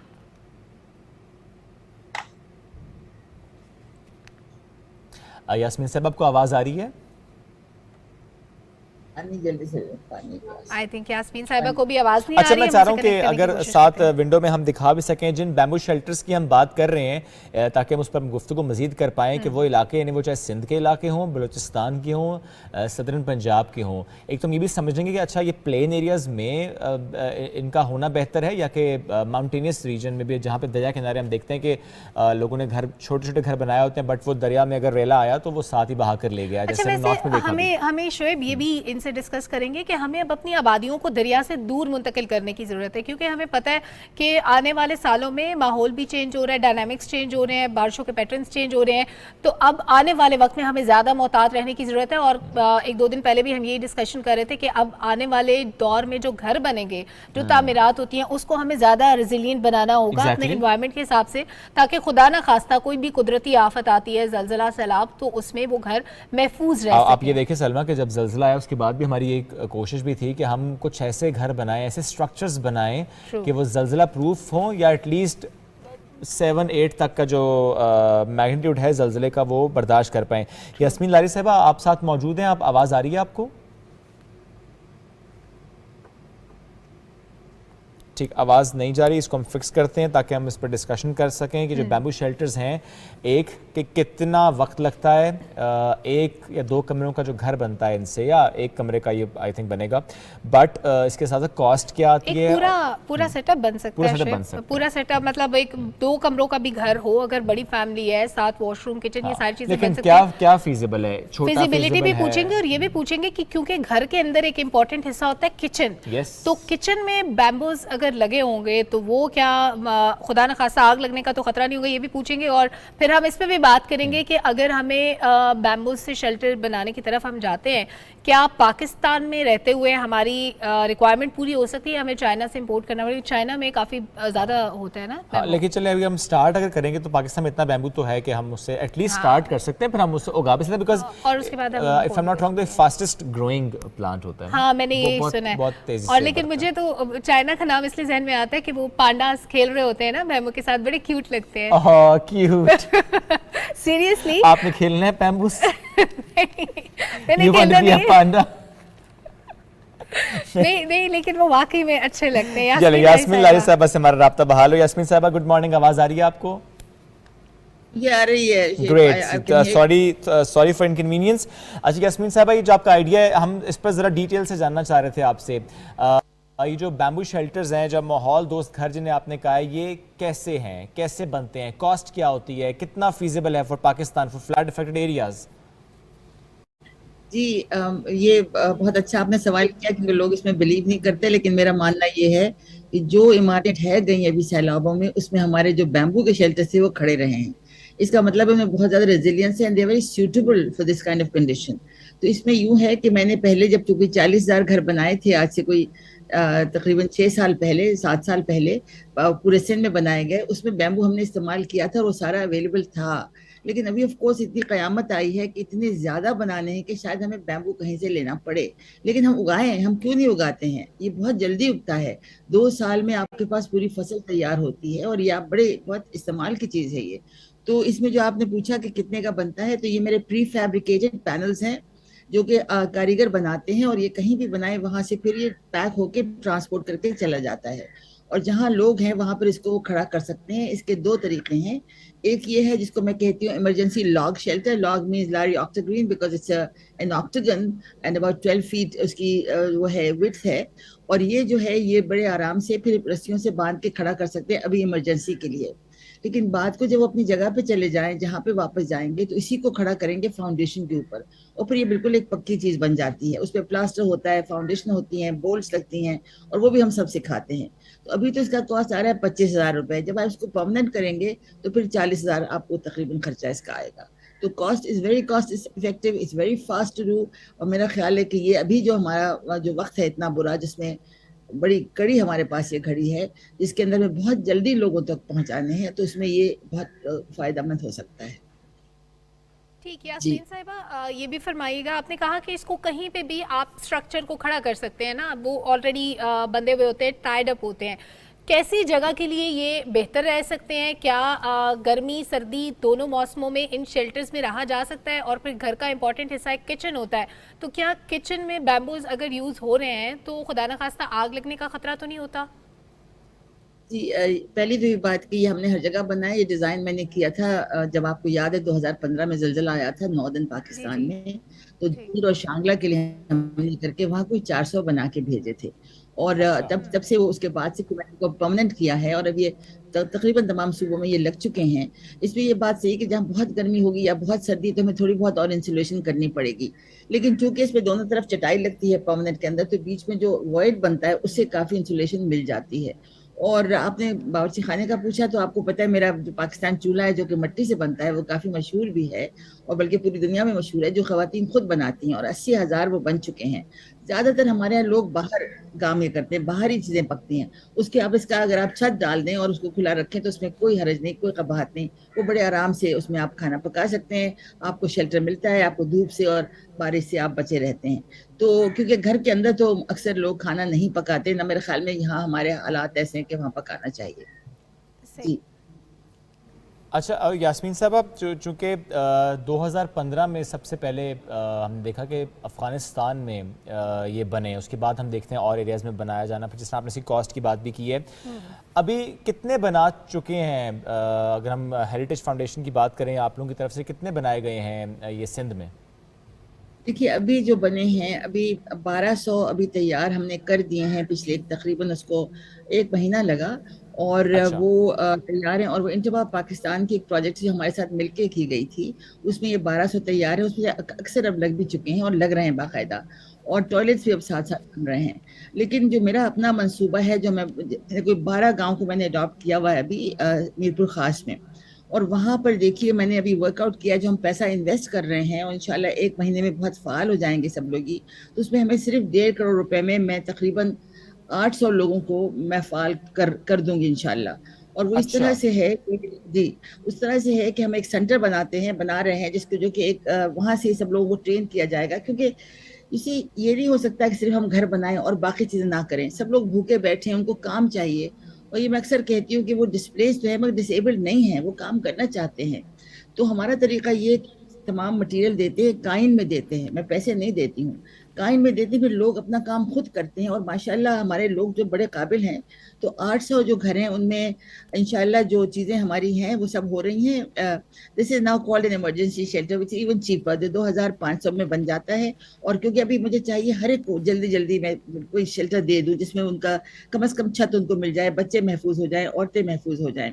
تو لہٰذا کرنے کے لیے یاسمین صاحبہ ظاہر ہے زیادہ سے زیادہ گھر ان ایریاز میں ہوں. آپ کی بات کی کو کٹ کیا اس کے لیے معذرت, لیکن گورنمنٹ اور اداروں کا آپ کے ساتھ کتنا کولیبریشن ہو رہا ہے؟ چونکہ ظاہر ہے اتنا اچھا آئیڈیا آپ نے آغاز میں ہوتا ہے, کچھ لوگ یقین نہیں رکھتے, بٹ ظاہر ہے رکھتے بھی ہیں اور ہمیں آگے بڑھنا بھی ہے. ایسے میں کولیبریشنز بھی ہو رہی ہیں تاکہ ہم زیادہ سے زیادہ فیسیلیٹیٹ کر پائیں اس پروسیس کو, کہ اور زیادہ گھر بن پائیں وہاں پہ, تاکہ لوگوں کو ایٹ لیسٹ شیلٹر مل جائے. بھی تو وہ کھلے آسمان تلے بہت سے لوگ ہیں. بالکل صحیح آپ کہتے ہیں, اور بند پہ بیٹھے ہیں اور سڑکوں پہ بیٹھے ہیں, اور بچے اور خواتین بالکل ایکسپوز ہیں, اور بچے تو بہت ہی ڈینجرس حالات میں ہیں. تو ہمیں ہر ایک کو ضرور ایک چھت اور ایک انکلوژر دینا ضروری ہے. تو وہ ہم نے ڈیزائن کر دیا, اور انشاءاللہ ہمارے کئی جگہ پہ ہم ان کے سینٹر کھلوا دیں گے جہاں سے بنانا بھی شروع کر دیں گے. میرے ساتھ بہت سے لوگوں کا تعاون ہے, باہر کے لوگوں کا بھی, خاص طور پہ جو پاکستانی ڈیاسپورا ہے ان کا ہے. بینک آف پنجاب ایک باقاعدہ ہمارے لیے ریموٹ لرننگ کا انتظام کروا رہا ہے, جہاں ہمارے لوگ تقریباً میرے خیال میں 20 کے قریب گاؤں کے آرٹیزن کو ٹرین کریں گے جو پھر وہیں بنائیں گے. میں چاہتی ہوں کہ جہاں ہے وہیں بننے شروع ہو جائیں تاکہ آرام سے وہ پہنچائے جائیں, اور پھر ایک اسکل پیدا ہوتی ہے, ڈیولپ ہو رہی ہے, جس سے خود روزیاں بننی شروع ہوتی ہیں. جو اگر 1200 بنائے تو وہی کے لوگوں اگر ملتے ہیں, پیسہ ملتا ہے تو وہ اچھی بات ہے, کیونکہ ہمیں ان کی روزیاں کا حساب اب کرنا ہے. اور میرے جو یہ بن رہے ہیں, جو میں نے 12 کی بات کی, جو میں نے اڈاپٹ کیا ہے, it's my adapt village program. تو اس میں اگر آپ اڈاپٹ کریں تو اس میں ہم سولر پینل بھی لگا رہے ہیں, اس کے اندر ہم پانی بھی لگا رہے ہیں, اس کے اندر ہم کو شیلٹر بھی دے رہے ہیں, اس کے اندر ان کے باقاعدہ کام بھی شروع ہو رہے ہیں. ایک گاؤں صرف میچنگ بنا رہا ہے, ایک گاؤں جو چھتیں بنا رہا ہے, ایک گاؤں جو سبزی اگا رہا ہے, ایک گاؤں جو مچھلی اگانا سے شروع کر دیا, وغیرہ وغیرہ. تو 12 میں مختلف بیئرفٹ انٹرپرائزز, یہ وہ چیزیں ہیں جو اپنے لیے بنا رہے ہیں, غریبوں کے لیے بنا رہے ہیں. اس کا امیر سے کوئی تعلق نہیں ہے, وہ خود بنائیں گے, وہ چیز جو لوگوں کو چاہیے وہی بنا رہے ہیں, وہی وہاں پر سے آپس میں بیچنا شروع کر دیں گے. یہ انشاءاللہ 1 مہینے میں آپ دیکھیے گا کہ میرے جو یہ 800 خاندان ہیں اس میں سے میجورٹی جو وہ فعال ہو جائے گی. پھر وونٹ بی اے برڈن. اور پھر جو نیکسٹ اسٹیپ ہے اس میں پھر ٹولز بنائیں, ہم ایسے اسٹرکچر بنائیں جو کہ ہمارے سوشل انفراسٹرکچر جو اس کو ہم کریں, چاہے اس میں کلینکس ہوں یا فلاں ہوں, یہ سب کچھ ہو سکتا ہے. اور لوگوں کے دیکھیے, لوگ ہمارے اتنے کمال کے ہیں کہ ان کی ہمت سے ہو رہا ہے. میں تو مٹیریل دے رہی ہوں, کام تو وہ لوگ کر رہے ہیں. اور پھر ایک اور طریقہ میں آپ کو بتا دوں جو میں چاہوں گی کہ پھیلایا جائے, وہ یہ ہے کہ ہم ایک ماں کا دسترخوان میں ڈیوائز کیا, جو صرف 50 روپے میں مائیں کھانا بنا کے دیتی ہیں. وہ ایسے پھینکا نہیں جاتا ان کسی کو, چیریٹی نہیں دے رہے ہیں کسی کو. اور وہ ہم نے یہ سوچا ہے کہ ہم ہر ایک کے لیے, میں نے 1-1 لاکھ روپیہ کر دیا ہے, بلکہ کچھ زیادہ ہی, تاکہ جب بھی وہ لوگ مل کے کام کر رہے ہوں تو ان کو فوری طور پہ مائیں جو وہ کھانا بنا کے دینا شروع کر دیں. تو وہ ہماری ساری ایلوکیشنز ہوئی ہوئی ہیں, اور یہ سب چیزیں ہماری جو مٹیریل ہے سارا یہ کائن میں جاتا ہے. We are not giving any money. I don't want anybody to give any money to anybody. Charity ہم کو نہیں چاہیے, ہم کو عزت سے چیزیں چاہیے بہت زیادہ. تو یہ جہاں تک ہو سکتا ہے میرا خیال پاسبل ہے. ہمارے لوگ ہی بڑے بہادر ہیں, آپ دیکھیے گا یہ کر کے دکھا دیں گے اگر ہم صحیح طریقے سے ان کو. بہت بہت انکریڈیبل کام ہے آپ کا, اللہ تعالیٰ آپ کو اس میں کامیابی دے. یہ بھی فرمائیے گا کہ کیونکہ ان علاقوں میں جہاں پہ سیلاب آ کے گزر چکا ہے وہاں پہ لوگ تھوڑا سا ڈرتے بھی ہیں بارش کی وجہ سے. اب سیلاب تو ایک دوسری سچویشن ہو جاتی ہے, لیکن اگر بارش معمول سے تھوڑی زیادہ ہو جاتی ہے تو کیا بیمبو ہاؤسز ریزسٹنٹ ہوتے ہیں اس کے لیے؟ جی بالکل, bamboo houses are very sturdy, they very strong. اور اگر آپ دیکھیں ہم نے کو ڈی جی میں بنائے تھے کچھ اسٹرکچرز 2014 میں, اس کی تصویریں ہمارے پاس ہیں. وہاں تو بہت سیلاب آیا نا, وہاں تو پانی جو تھا وہ تقریباً کندھوں تک پہنچ گیا تھا, لیکن وہاں ماشاءاللہ they all survived. You see bamboo is very resilient. اس کے اندر جس طرح سے ہم اس کو اینکر کرتے ہیں, اسپیشلی جب اس کو فاؤنڈیشن بنا کے کر دیتے ہیں, تو پھر وہ کہیں نہیں جائے گا, پھر وہ انشاءاللہ رہے گا. اور وہ ہم نے کئی جگہ استعمال کیا ہے اور کئی سالوں سے کر رہے ہیں, اور it's done very well indeed. ابھی آپ دیکھو, ہمیں یہ سوچنا ہے بہت زیادہ کہ یہ تو کلائمیٹ چینج ہے نا, it's a fact of life now. Every year we'll probably be confronted with this. ہم جو چیز بنائیں اس میں ایسا ہو کہ کم از کم لوگوں کے جو جانیں ہیں وہ محفوظ ہو جائیں. مطلب ہم ایسی چیزیں کریں, کانکریٹ کا استعمال بالکل نہ کریں. آپ کو پتا ہوگا کانکریٹ اور اسٹیل جو ہے 40% جو امیشنز ہیں دنیا میں وہ کانکریٹ اور اسٹیل کی وجہ سے ہو رہی ہیں. تو ہمیں بالکل روکنا ہے, کیونکہ کلائمیٹ چینج کا امپیکٹ بہت زیادہ ہے. تو اگر ہم ایسے مٹیریل استعمال کریں جو ہمارے پرانے ہیں, ہمارے طریقے پرانے ہیں, اس میں اگر ہم کریں گے تو میرا خیال ہے بہت ہماری بھی بچت ہوگی. تو لہٰذا میں بالکل I am totally against concrete and steel. I think bamboo will be do very well. جہاں پر آپ کو زیادہ انسولیشن چاہیے وہ ہم لائم کے ساتھ مٹی کی اینٹیں بنانا سکھاتے ہیں, اس سے بھی بڑی انسولیشن مل جاتی ہے. اور کئی جگہ ہم نے بنائے ہیں لائم اور مٹی کی دیواریں کر کے, جو بہت خوبصورت اور بہت اچھی بنتی ہیں. لیکن ابھی جو ہم نے دیکھا جہاں سیلاب بہت زیادہ آیا وہاں پر وہ نہیں, وہ چیزیں سلامت نہیں رہ سکی, پکے گھر گر گئے, آپ کو معلوم ہے نا. تو لہٰذا now we have to be very careful how we build and where we build.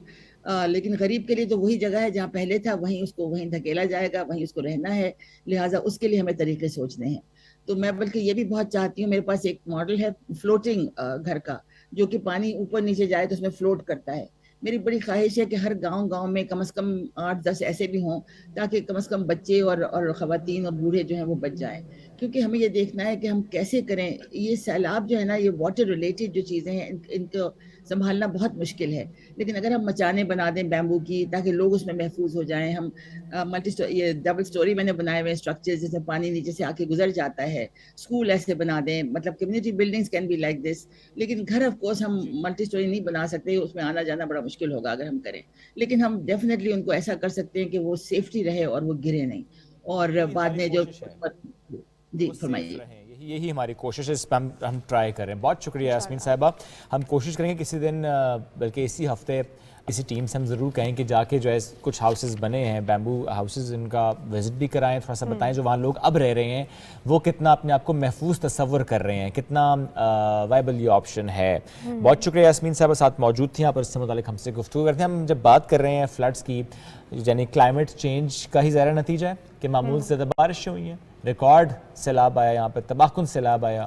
اور کلائمیٹ چینج جب ہم بات کرتے ہیں تو ہماری صحت پر بری طرح سے اثر اس کا ہوتا ہے. آپ اندازہ اس بات سے لگائیں کہ جو سیلاب کے بعد متاثرہ علاقے ہیں وہاں پر ٹائیفائڈ اور بہت سی واٹر بورن ڈیزیز وہاں پر موجود ہیں.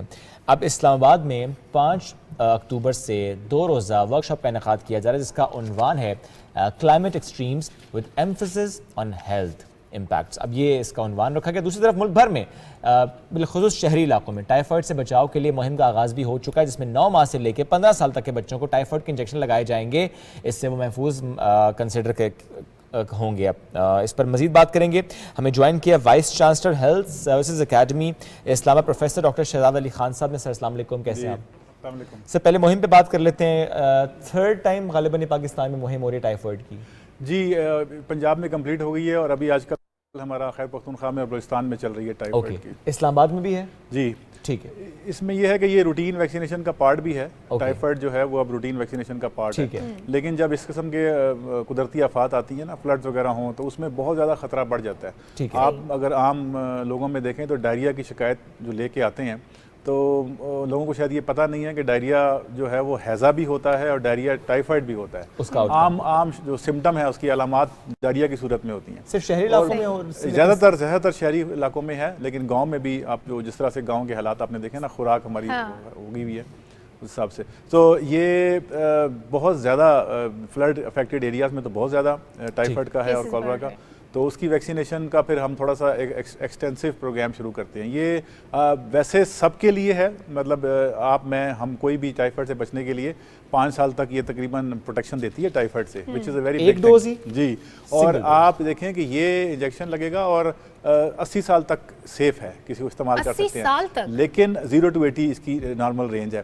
لیکن ہم جو ابھی لگا رہے ہیں, سب سے زیادہ پرون ہوتے ہیں بچے, تو ہم نے بچوں کو اور ماؤں کو ظاہر بچانا ہے, تو ہم اس میں جو انڈر 15 چلڈرن ہیں نا, ان کے اوپر فوکس کر رہے ہیں. سر میں نے کل ایک رپورٹ دیکھی, انڈیپینڈنٹ کی رپورٹ ہی, کہ وادی نیلم والی سائڈ پہ کچھ ایسے کیسز آ رہے ہیں جو بچے ہیں, ان کی عمر 10 سال سے کم ہے, ان میں سمٹمز تو ٹائیفائڈ جیسے ہیں, لیکن جو میڈیسنز اویلیبل ہیں وہ اس پہ افیکٹ نہیں کر رہی. تو یہ کیا کوئی نیا ویریئنٹ آ گیا اس میں؟ نہیں, اس میں ٹائیفائڈ ہمیشہ سے, آج سے نہیں, مطلب بہت پرانی بیماری ہے ہمیشہ سے. یہ اس کا جو ہم لوگوں کا جو کھانے کا طریقہ ہے نا, دوائیاں مختلف قسم کی اینٹی بایوٹکس ہم کھاتے ہیں, تو اس سے فرق پڑتا ہے.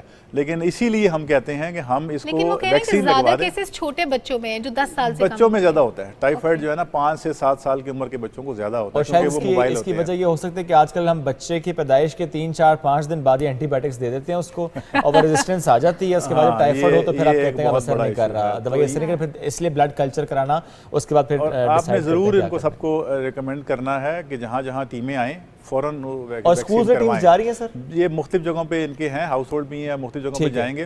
آپ میرے خیال میں ریکمینڈ یہ کریں کہ جہاں بھی ٹیم اویلیبل ہے, آپ کے قریبی ویکسینیشن سینٹر اگر موجود ہے, کہیں پر کوئی اور سینٹر ہے, اسکول میں جہاں پر بھی آ رہے ویکسین لگوائیے. 9 ماہ سے لے کے 15 سال تک کے بچوں کو لگائے جا رہے, بٹ اگر بڑے بھی لگوانا چاہتے ہیں تو ضرور لگوائیں. نارمل جو ویکسین ہے نا ہماری, یہ میزلز کا جب لگتا ہے نا انجیکشن 9 منتھس میں, خسرے کا ٹیکہ لگتا ہے, اس کے ساتھ ہم ٹائیفائڈ کا بھی, لیکن دوبارہ لگوا لیں 5 سال تک.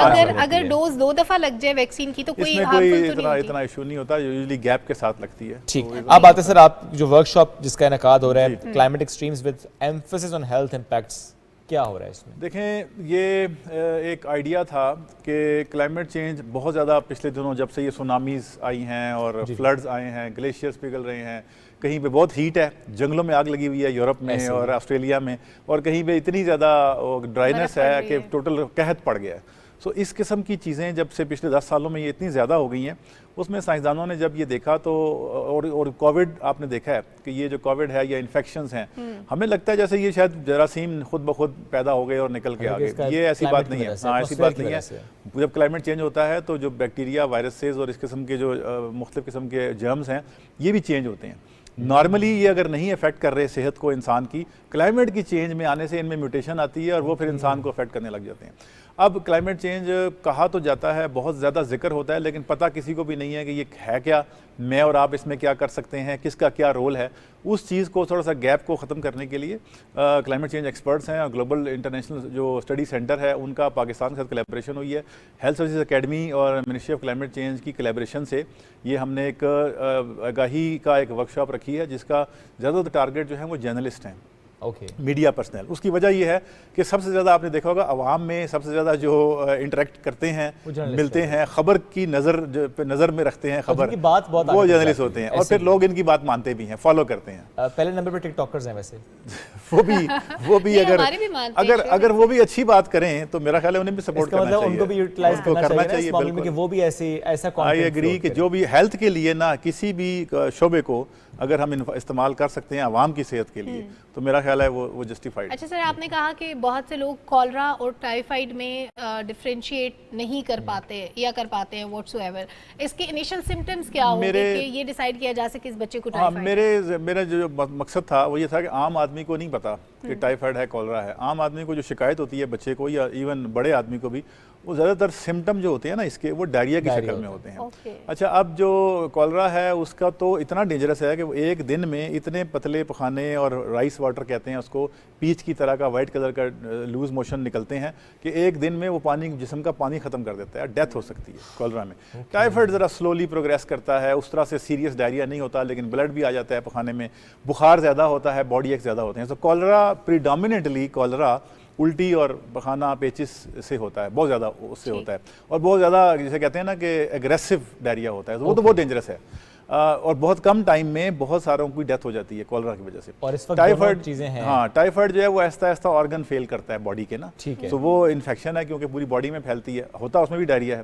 لیکن جب بھی ڈائریا ہو، اور ڈائریا بڑا سمپل ہے، 3 سے زیادہ پخانے ایک دن میں، 3 سے زیادہ پخانے ایک دن میں آ گئے، امیڈیٹلی آپ ORS کا پانی پینا شروع کر دیں، نمکیات، اس دوائی شوائی کوئی اینٹی بائیوٹک کی ضرورت نہیں ہے، سچویشن کالرا بھی دونوں میں پانی تو پینا ہے۔ اور سر کووڈ بھی کیونکہ ابھی ختم نہیں ہوا وہ بھی چل رہا ہے، تو کووڈ میں ٹائیفائڈ پازیٹیو آتا ہے اور ٹائیفائڈ میں کووڈ یہ متس ہیں، بہت سارے متس ہیں، بہت سے ڈاکٹرز بھی ایسے بولتے ہیں۔ اور میں آپ کو مزے کی بات بتاؤں، کووڈ ٹائیفائڈ کے لیے جو ہمارے ملک میں ٹیسٹ استعمال ہو رہے ہیں نا، وہ دنیا میں وہ ٹیسٹ استعمال نہیں ہوتے، یہ جنرل پریکٹیشنر اپنے پیسے بنانے کے لیے یا لوگوں کو ایسے ایسے ٹیسٹ لکھ کے دیتے ہیں اور اس ٹیسٹ کے آنے پہ وہ کہتے ہیں آپ کو ٹائیفائڈ ہے۔ مثلاً ٹائیفائڈ ہے بھی زیادہ، کون سا ٹیسٹ اگر ڈاکٹر لکھ کر دے تو آپ نہ کروائیں، فائدہ نہیں ہے۔ وہ دیکھیں اس میں بہت سارے، جیسا وڈال ٹیسٹ ہے، بڑا کامنلی یوز ہو رہا ہے لیکن ہم اس کو ابنڈن کر چکے ہیں، ٹھیک ہے نا۔ ٹائیفائڈ کا ٹیسٹ ہوتا ہے، ٹائیفائڈ کا اسپیسیفک ٹیسٹ ہے، وہ آپ جا کے کراتے ہیں، وہ اس میں سیرولوجی میں ہوتا ہے اور وہ پازیٹیو آئے تو آپ اس کو کر سکتے ہیں، لیبل کر سکتے ہیں، جی آپ اس کو ٹیسٹ کراتے ہیں۔ تو اس میں مختلف قسم کا IgG IgM اور مختلف اینٹی باڈیز ہوتی ہیں باڈی میں، بلڈ سے ٹیسٹ ہوتا ہے، تو یہ آپ کرا سکتے ہیں۔ دوسرا یہ ہے کہ میں یہ کہوں گا کہ آپ نے اگر ORS شروع کر دیا ڈائریا کے ساتھ، اور آپ نے اگر کسی اپنے قریبی ڈاکٹر کو بتایا اور کوالیفائڈ ڈاکٹر کے پاس جائیں گے نا آپ، کوالیفائڈ ڈاکٹر، کیونکہ ہمارے یہاں کویکس بھی بہت زیادہ ہیں نا، کویکری بہت زیادہ، اول تو ہمارے گھر میں اتنے ڈاکٹرز ہوتے ہیں، ہر کوئی ایک دوسرے کو جو ہے نا مشورے دے رہا ہوتا ہے، تو اس کام میں اتنا کام خراب ہو جاتا ہے کہ ڈائریا سے اور وہ جو باقی بیماری سے نا مرض بڑھ جاتی ہے۔ تو میرے خیال میں ہمیں فوکس اس پہ کرنا چاہیے کہ آج کل موقع سے فائدہ اٹھائیں، جس چیز کی ویکسین اویلیبل ہے وہ ویکسین فوراً لگوا لیں، پھر تو 5 سال تک آپ کو جو ہے نا خطرہ نہیں رہے گا۔ تو یہ کافی حد تک، جی کالرا کی بڑے بھی لگوا سکتے ہیں، بالکل۔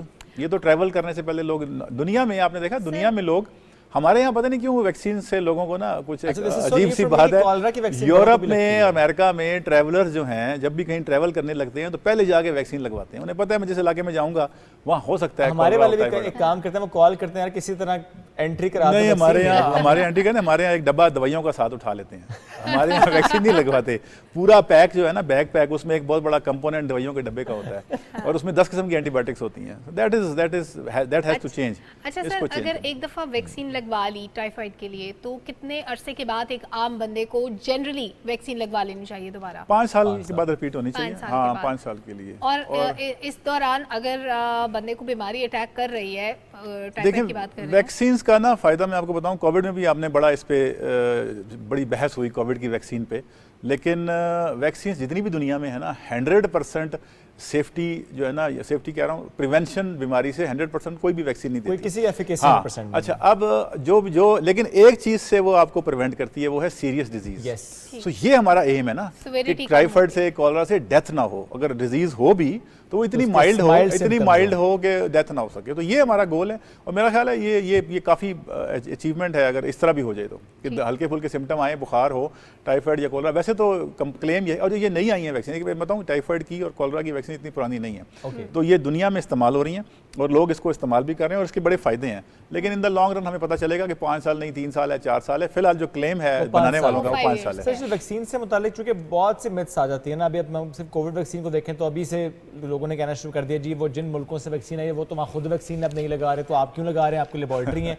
अब ये सारी चीज़ें ऐसी हैं जो कि फिर ज़्यादा प्रोपेगेट ज़्यादा हो जाती हैं। हमारे यहाँ जो बुरी खबर है ना, जल्दी और तेज और 10 टाइम फास्टर चलती है और उसकी वजह शायद ये है कि हम लोग जो पब्लिक हेल्थ के लोग हैं वो कम बोलते हैं या सही नहीं बोलते। हमसे ज़्यादा जो गलत खबर फैलाने वाले में बड़ी कमांड होती है उसको कम्युनिकेशन पे। मुझे ये लगता है कि हमें थोड़ी सी अपनी और इसीलिए वो हमने ये कैंपेन रखी है जो क्लाइमेट चेंज की। इसमें हम ऐसे टिप्स देंगे जर्नलिस्ट को और आम आदमियों को, हेल्थ प्रोफेशनल्स को, क्लाइमेट एक्सपर्ट्स को, ऐसे टिप्स देंगे कि वो बहस कर सकें। मतलब आप उसमें बैठेंगे 2 दिन आप बैठेंगे, आप बाहर निकलेंगे तो आप जितने मिथ्स हैं ना क्लाइमेट चेंज के, उसके आगे आप बहस कर सकें। ये बड़ा अच्छा है, आपको पता है कौन कौन सी वैक्सीन अवेलेबल हैं, कहाँ से आई हैं, कितने साल उनकी एफिकेसी यानी कितने साल का प्रिवेंशन वो देती हैं, कहाँ से आप लगवा सकते हैं। जब एक जर्नलिस्ट को ये पता होगा तो ज़्यादा बेहतर तौर पे बता पाएगा और उसकी बात को लोग वेटेज भी देंगे। अब सर क्योंकि हम खुद ये सोच रहे थे कि कॉलरा की वैक्सीन से मुतालिक हम देखते हैं कि नहीं पता था कि बड़े भी लगवा सकते हैं, लगवानी चाहिए कि आप बड़ा अच्छा करके बाहर कोई सफ़र करें तो वैक्सीन लगवाते हैं, हम डब्बा रखते हैं मेडिसिन का। अब ऐसे में रूटीन इम्यूनाइजेशन की जब हम बात करें, हमारे टारगेट बच्चे होते हैं, बड़े क्यों नहीं होते सर? फिर तो हमें पॉलिसी बनानी चाहिए बड़ों की भी। देखें, वैक्सीन की एक कॉस्ट है, बहुत हाई कॉस्ट है, और उसके बाद एक तो तरफ कॉस्ट होगी और दूसरी तरफ रिस्क किसको ज़्यादा है। सो बच्चे जो है ना, हमारे 5 साल से कम उम्र के बच्चे, उनकी इतनी इम्यूनिटी डेवलप नहीं हुई होती, इतनी इम्यूनिटी खुद क्या होते हैं, कूद मुदाफ़ियत, वो नहीं इतनी बनी होती कि हम उसको वैक्सीन के जरिए प्रोटेक्ट करते हैं। यूं बच्चा बड़ा होता है। एक बात याद रखें, एक बच्चे ने पाकिस्तान के 5वीं सालगिरह अपनी क्रॉस कर ली ना, तो वो सर्वाइव कर गया, ये समझ लें। सबसे ज़्यादा रिस्क जो है ना बच्चे का, पैदा होने के बाद 1 महीने तक डेथ है, उसके बाद 1 साल तक उसको रिस्क है डेथ का, बीमारियों का, और मैक्सिमम 5 साल तक। जिसने 5वीं सालगिरह क्रॉस कर ली ना, आप अल्हम्दुलिल्लाह पढ़ें, शुक्र अदा करें कि अब ये जी जाएगा। मतलब हमारा जो है ना चाइल्ड सर्वाइवल, इसको हम कहते हैं चाइल्ड सर्वाइवल। चाइल्ड सर्वाइवल की जो एज है दुनिया में, पाकिस्तान के लिए नहीं पूरी दुनिया में, वो है 5 ईयर्स। इसलिए ये तमाम हम सोचते हैं ना कि क्यों 5 साल, आपने बिल्कुल सही सवाल पूछा, ये 5 साल क्यों है, 7 साल क्यों, 10 साल क्यों नहीं है। दुनिया में ये साबित हुआ है कि 5वीं सालगिरह अगर बच्चा क्रॉस कर ले तो फिर वो बहुत सारी बीमारियों से लड़ने की, उसमें खुद इम्यूनिटी डेवलप हो चुकी होती है, फिर वो जवानी में और बुढ़ापे तक वो सही रहता है। तो ज़रूरी है, टाइफाइड और कॉलरा लग सकती है, जवान को भी लग सकती है, लेकिन जिसको ज़्यादा रिस्क है तो मैं अपने पैसे वहाँ लगाऊंगा जिसकी ज़्यादा जान की, और जान भी कीमती है क्योंकि हमने 5वीं साल क्रॉस किया। क्लाइमेट चेंज पे भी अभी आप, क्योंकि उस पर भी बहस मुबाहिसे हो रहे हैं, बीमारियों से मुतालिक भी हो रहे हैं, क्या क्लाइमेट चेंज की वजह से हमारे जो बीमारियों के सिम्टम्स हैं, जो पैटर्न्स हैं, जो उनकी अलामात है, क्या वो भी तब्दील हो रही हैं? आप ये देखें कि ये तो हमने बात कर रहे हैं अभी तक इन्फेक्शंस की। इंटरेस्टिंग आपको बात बताता हूँ, बात कर रहे हैं हम इन्फेक्शंस की कि वायरस, पैथोजेंस चेंज हो गए हैं, बीमारियां फैला रहे हैं। Non communicable disease, heart disease, because of pollution, because of these stress factors, because of जो हमारा डिफरेंट बॉडी की जो उसकी प्रेसिपिटेशन इंडेक्स है एनवायरनमेंट का, और इन सब चीज़ों से हार्ट डिजीज़, फेफड़ों की बीमारियाँ, क्रॉनिक ब्रोंकाइटिस, ब्रेन की बीमारियाँ, जोड़ों की बीमारियाँ इतनी ज़्यादा हो गई हैं कि जिसकी इंतहा नहीं है। सिर्फ इन्फेक्शंस नहीं है, کوئی ایسی بیماری نہیں ہے کمیونیکیبل یا نان کمیونیکیبل ڈیزیز جس کا موسمیات کی وجہ سے ماحولیات کی وجہ سے فرق نہ پڑے، بات ہی نہیں ہوتی، اور وہ ہم اس میں بتائیں گے کہ کس طرح ہارٹ ڈیزیز کس طرح تعلق رکھتی ہے اس کے ساتھ، کس طرح نوائز پولوشن کا تعلق باقی چیزوں کے ساتھ ہے، فلڈز کے ساتھ سٹریس کا کتنا، جس کا گھر بار چلا گیا مویشی ڈائریکٹلی لنکڈ ہے نان کمیونیکیبل ڈیزیز کے ساتھ۔ بہت درست بات ہے، اس پہ ہم کسی سیگمنٹ کرتے ہیں کہ سٹریس کیسے ان کی زندگی کو متاثر کر رہا ہے۔ سر بہت شکریہ آج کے لیے ساتھ موجود تھے، گفتگو کر رہے تھے ویکسین ضرور لگوائیے جہاں جہاں پہ اویلیبل ہے، 9 ماہ سے لے کے 15 سال تک کے بچوں کو زیادہ ضرورت ہے کہ وہ ویکسین لگوائیں، اسکول یا فار دیٹ میٹر اگر آپ کے پاس امیونائزیشن کا کوئی نظام ہے، کوئی سینٹر بنا ہوا ہے، بنیادی مرکز صحت ہے تو وہاں پر لے کر جائیں اور ویکسین ضرور لگوائیں۔ ایک بریک لیتے ہیں، واپس آتے ہیں، ساتھ رہیے۔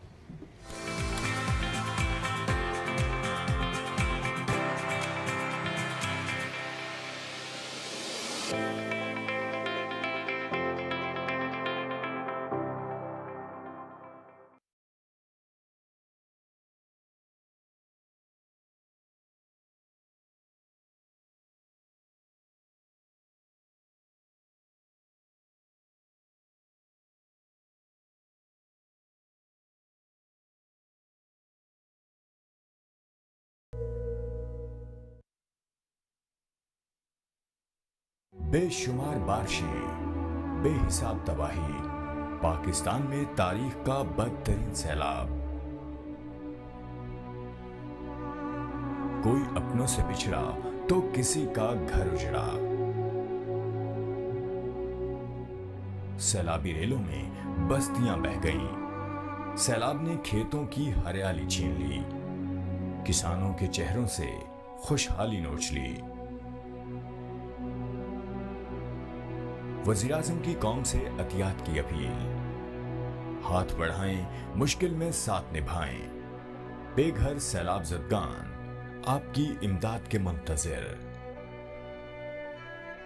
اپنے عطیات دل کھول کر وزیراعظم ریلیف فنڈ میں جمع کرائیں، فریاد سنیں، ہمدرد بنیں۔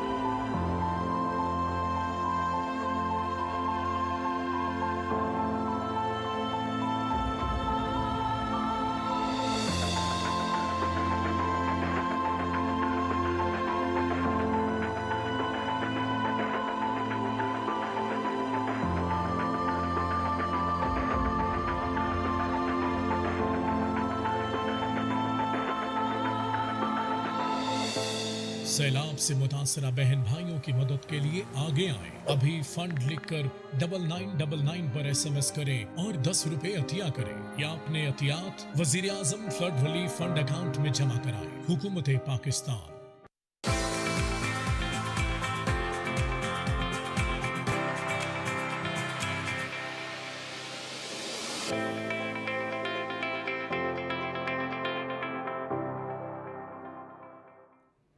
Welcome back. اب ملاقات کرائیں گے آپ کی پاکستانی فٹ بال سٹار سے۔ دوحہ میں سبز ہلالی پرچم لہرانے کے لیے تیار ہیں۔ 8 اکتوبر سے دوحہ میں اسٹریٹ چلڈرن فٹ بال ورلڈ کپ شروع ہونے جا رہا ہے۔ میں اور سلمہ جا رہے ہیں کہ نہیں جا رہے؟ ہم جا رہے ہیں پرچم لہرانے اور دیکھنے کے لیے کہ کیسے پرچم لہراتا ہے۔ لہراتا ہے پرچم لہراتا ہے۔ اچھا لگتا ہے جب پاکستان کا پرچم کہیں پہ بھی لہراتا ہے۔ ہم انتظار کرتے ہیں اور اسپیشلی وہ جو وننگ مومنٹ ہوتا ہے نا، ترانہ بجتا ہے، پرچم لہراتا ہے، پوری ٹیم ایسے لائن بنا کے کھڑی ہوتی ہے، وہ تو بہت امیزنگ مومنٹ ہوتا ہے۔ مطلب وہ تو دل کرتا ہے کہ بندہ اسٹیڈیم میں اتر کے انجوائے کرے وہ والا لمحہ جب ٹیم جیت کے آتی ہے۔ تو ہم پہلے سے ہی انکریج کرنا، سپورٹ کرنا شروع کر دیتے ہیں، ماحول بنا رہے ہیں نا تاکہ جو بچے کھیلنے کے لیے جا رہے ہیں وہ انکریج ہوں، جن کی ہم بات کر رہے ہیں۔ اور چونکہ پاکستان کی ٹیم جا رہی ہے اس ورلڈ کپ میں، تو ذرا ہم اس ٹیم کی تیاری سے متعلق بات کرتے ہیں۔ کب چلے جائیں گے؟ 8 کو ذرا سٹارٹ ہو رہا ہے، کتنی تیاری یہاں پہ کی ہے، کتنا پریشر ہے اور کیا کچھ ہونے والا ہے، سب پہ بات کریں گے۔ ہمارے ساتھ موجود ہیں ٹیم کے manager Mujtaba Haider and we have کپتان محمد جنید۔ السلام علیکم جی آپ دونوں کو، گڈ مارننگ، کیسے ہیں آپ دونوں؟ تیار ہیں؟ یس گریٹ۔ یہ فٹ بال اسپیشل ہے یہ جو جنید آپ نے اٹھایا ہوا ہے؟ جی یہ ورلڈ کپ کا فٹ بال ہے، اسی کے ساتھ کھیلنا ہے جی انشاءاللہ۔ یہ کتنا کلرفل بھی ہے نا۔ اپنا فٹ بال ہم خود لے کے جاتے ہیں سر؟ دس از دی مین فٹ بال جو کہ فیفا کے ورلڈ کپ میں شامل ہو رہا ہے، Made in Sialkot. ये वो वाला फुटबॉल है, लाइव पे फेंक के Very जरा। nice, very nice. Shape Okay, catch basically ये गए हुए थे in Sialkot. They won the match there. और Okay. वहाँ पे they received this original football. अच्छा ये फुटबॉल यानी ऑर्डर This आया is the और gift, बनाया yeah. इस सियालकोट ने, Yeah. हाँ, लिखा एडिडास भी हुआ है। तो वो ब्रांडिंग तो होती हाँ, है ना, मैं आप वैसे क्यों just- आप क्यों प्रमोट कर रहे हैं? मैं बता रहा हूँ कि इससे अगर कुछ FIFA भी की लिखा ट्रॉफी हो भी ये बनी पना है। सियालकोट में है, और ये बड़ी अच्छी बात है। हाँ, तो- और ये सबसे अच्छी बात मेरे लिए इसलिए थी, मुझे जान के अच्छा लगा कि फीफा वर्ल्ड कप में made in Sialkot football use होगा। ये बड़ी न्यूज थी, ये बड़ी Yes. खबर थी कि अच्छा ये पाकिस्तान नहीं में ये अब चीजें- ये बताया था पहले, लेकिन अभी हम फुटबॉल पहली बार वो देख रहे हैं जो वो देख रहे हैं, तो इसलिए मुझे मैंने कहा कि एक दफा बिल्कुल। उनको याद करा दूं जिनको भूल यानी गए प्रैक्टिस इसी फुटबॉल पे हुई है। हाँ। Yeah. बिल्कुल ठीक है। अच्छा जुनैद आप जरा बताएं तैयारी से मुताल्लिक कितनी तैयारी कर ली? तैयारी बहुत अच्छी चल रही है। अच्छा पिछले 3 महीने से तैयारी शुरू है। Okay. कोच साहब बड़ी मेहनत कर रहे हैं हमारे साथ। बहुत ही कैसे डे नाइट मेहनत कर प्रैक्टिस रहे हैं? होती है। सुबह प्रैक्टिस शुरू होती है 11 बजे तक, फिर रेस्ट होता है, फिर 4 बजे से शाम तक ट्रेनिंग होती है, hard training. Okay, hard training है। सही। मैनेजर साहब दौड़ भी लगवाते हैं, सिर्फ सारा टाइम फुटबॉल खेलने से उसी हो जाती अच्छा है। इनका सेशन, मैं कुछ दिनों इनके साथ रहा लेकिन मेरे पे वो उसका कुछ इफेक्ट नजर नहीं आया। यानी आपको भगाया लेकिन आपने कहा नहीं भाई मैं नहीं नसना। नहीं, मैंने मोबाइल फोन पकड़ा हुआ था और इनको मैं सिर्फ कवर कर रहा था। Okay So 6 a.m. morning session इनका वो start. We're lucky to have coach Mohammad Rashid साहब. Okay. He was the player in national football team. Okay. और कैप्टन भी रहे उस मेन फुटबॉल टीम के, पाकिस्तान रेलवेज के लिए वो खेलते रहे। एंड उसके बाद जो कोच हैं for this team Pakistan street child football team, इसके लिए he is with us from 2014. Okay और शेब को ये फुटबॉल इतना फैसिनेट कर रहा है, मुझे लगता है कि शेब ने भी चले जाना है मैं साथ इसलिए खेलने के सोच लिए। रहा हूँ मैं पूछूं इनसे, अच्छा ये फुटबॉल जरा ऑर्डर वहाँ से आया जाना यहाँ से आप तक कैसे आया? हम तक या ये पूरी टीम गई है सियालकोट में। ओके जिस फैक्ट्री में ये फुटबॉल बना, Okay. वहाँ पे there was a friendly match. Okay तो हमारी team Pakistan street child team ने वहाँ पे ये मैच जीता एंड तो दे ये रिसीव मिला। दिस ऑफिशियल फुटबॉल मैच जो कि कतर में फीफा के मेन। अदरवाइज ये फुटबॉल मार्केट में तो नहीं है ना यहाँ? दिस इज नॉट मैं that's why I was asking कि अच्छा ये फुटबॉल कैसे इन तक पहुँच गया, बिकॉज ये मार्केट में नहीं है तो सीधा सीधा वहीं पे जाएगा। तो बनते हुए भी देखे फुटबॉल वहाँ पे? जी देखे थे उधर उसी सियालकोट में बन रहे थे। अच्छा सर अब मुझे बताएं कि जो क्योंकि street children football world cup है, सिलेक्शन कैसे होती है स्ट्रीट चिल्ड्रन की टीम के लिए? मैं आपको थोड़ा सा इसका बैकग्राउंड वो देता Sure, हूँ। please do Since 2014 पाकिस्तान से there is organisation street child United in UK Okay. जो कि इस वर्ल्ड कप को ऑर्गेनाइज कर रहे हैं in the all those countries जहाँ पे मेन फीफा का वर्ल्ड कप होता है। तो ahead of main FIFA world cup street child football world cup organise होता आ रहा है 2010 में। फिर 2014 में टीम पाकिस्तान ने पार्टिसिपेट किया। फिर that was the bronze medal, उस पूरी टीम ने वो विन करके वो वापस आए। फॉलोड बाय दैट काफ़ी सारे और जो नॉर्वे कप 2016, 2017, देन गोथिया कप 2016, 17, 18 और इंटरनेशनल प्लेटफॉर्म के काफ़ी सारे इवेंट्स उनमें ये शामिल रहे। Okay. देन 2018 का FIFA world cup in Moscow Russia, वहाँ पे टीम ने पार्टिसिपेट किया and they came as the runner up silver medal. That was on penalties. Okay तो 7th पेनल्टी के ऊपर जाके अनफॉर्चुनेटली वी बट एटलीस्ट हमने कोशिश की और आखिरी लम्हे तक कोशिश की है और जबरदस्त। स्ट्रीट चिल्ड्रन के हवाले से ये बात भी बड़ी इंपॉर्टेंट होती है ना कि इनको वो वाला माहौल नहीं मिला होता सीखने के लिए, खेलने के लिए, लेकिन उसके बावजूद इस लेवल पे आना, पार्टिसिपेट करना, खेल को सीखना और इतने सारे मराहल तय करना, ये बहुत बड़ी बात होती है। पूरे पाकिस्तान में there about 17 small stations, Okay. छोटी छोटी एकेडमीज हैं जहाँ से ये बच्चे इंगेज होके थ्रू फुटबॉल ये आते हैं। And we have the facility जो कि 2018 के लेगेसी प्रोग्राम में आफ्टर द वर्ल्ड कप हमने FIFA certified ऑस्ट्रोटर्फ we build that in Mirpur. Okay ठीक है, by the organisation of Muslim hand के वो प्रोजेक्ट में Right, वो right. शामिल हुआ और उसमें वो आए। एंड देन वहाँ से now these kids have their own football facility. Okay 1800 से ज़ायद बच्चे इन तमाम academy started from remote areas of KP के आज़ाद Okay. Kashmir all the way till Karachi. अभी जबरदस्त। We got the flavours of every every province, city every province Okay. उसके वो शामिल हैं। 10 की ये प्लेइंग साइड है, 7 साइड का वो मैच होगा। Okay. तो 1800 के करीब बच्चों में से ये 10 बच्चे सेलेक्ट सामने हुए। आए। अच्छा, ये 10 बच्चे जुनैद select आप होंगे की और कहानी भी जरा जानते हैं ना कि जुनैद की सिलेक्शन कैसे जुनैद हुई? की कहानी भी जानेंगे शुएब, लेकिन ये इन बच्चों को इनकरेज करने के लिए मैंने सोचा आपके सवाल में एक चीज़ ऐड कर दूं कि जब ये बच्चे खेलने के लिए जाते हैं, पाकिस्तान का नाम रोशन होता है, कहते हैं कि हम बहुत ज़्यादा खुश होते हैं। इन बच्चों का इतने सारे मराहिल तय करना कम वसाइल में, कम सहूलियात में रहते हुए, तो वो कितना हम भी उससे सीखते हैं ना। मतलब हमें ये सोचना चाहिए कि हम बहुत ज़्यादा प्रिविलेज्ड इसलिए हैं कि हम एक आइडियल इन्वायरमेंट में रह रहे हैं। Yes. हमें हर चीज़ मैसर है, हमें वो माहौल भी मिल रहा है। लेकिन ऐसे ही खेलते कूदते जब कोई बच्चा इतनी आगे की मंजिल पे पहुंच जाता है, तो मेरा ख्याल है कि उसके जो अज़ाइम होते हैं आगे के, उसके जो ख्यालात होते हैं, वो मुस्तकबिल के बारे में क्या सोचते हैं, वो भी पूछना चाहिए। अब आप बताएं, आप क्या पूछना मैं चाहते जुनैद हैं? से भी उसकी कहानी जानना चाहता हूँ, और इस दौरान हमें जो इस टीम के गोल कीपर हैं साहिल गुल, वो ज्वाइन कर चुके हैं, उनको वेलकम करें। साहिल, अस्सलाम वालेकुम, कैसे हैं आप? ग्रेट। पहले जुनैद की कहानी सुनो। जुनैद, आप कहाँ से आपका ताल्लुक है, कैसे सिलेक्शन हुई, किस पूरे प्रोसेस से गुजरते गुजरते यहाँ तक पहुँचे? मेरा नाम मोहम्मद जुनैद है, मैं डेर इस्माइल खान से ताल्लुक़ रखता हूँ। ओके, डीए खान से। ओके, ये ट्रायल्स हुए थे 2021 में। ओके, वहाँ पे 800 प्लेयर्स ने ट्रायल दी। सिर्फ डीए खान में 800 प्लेयर्स थे? नहीं, पूरे मुल्क में?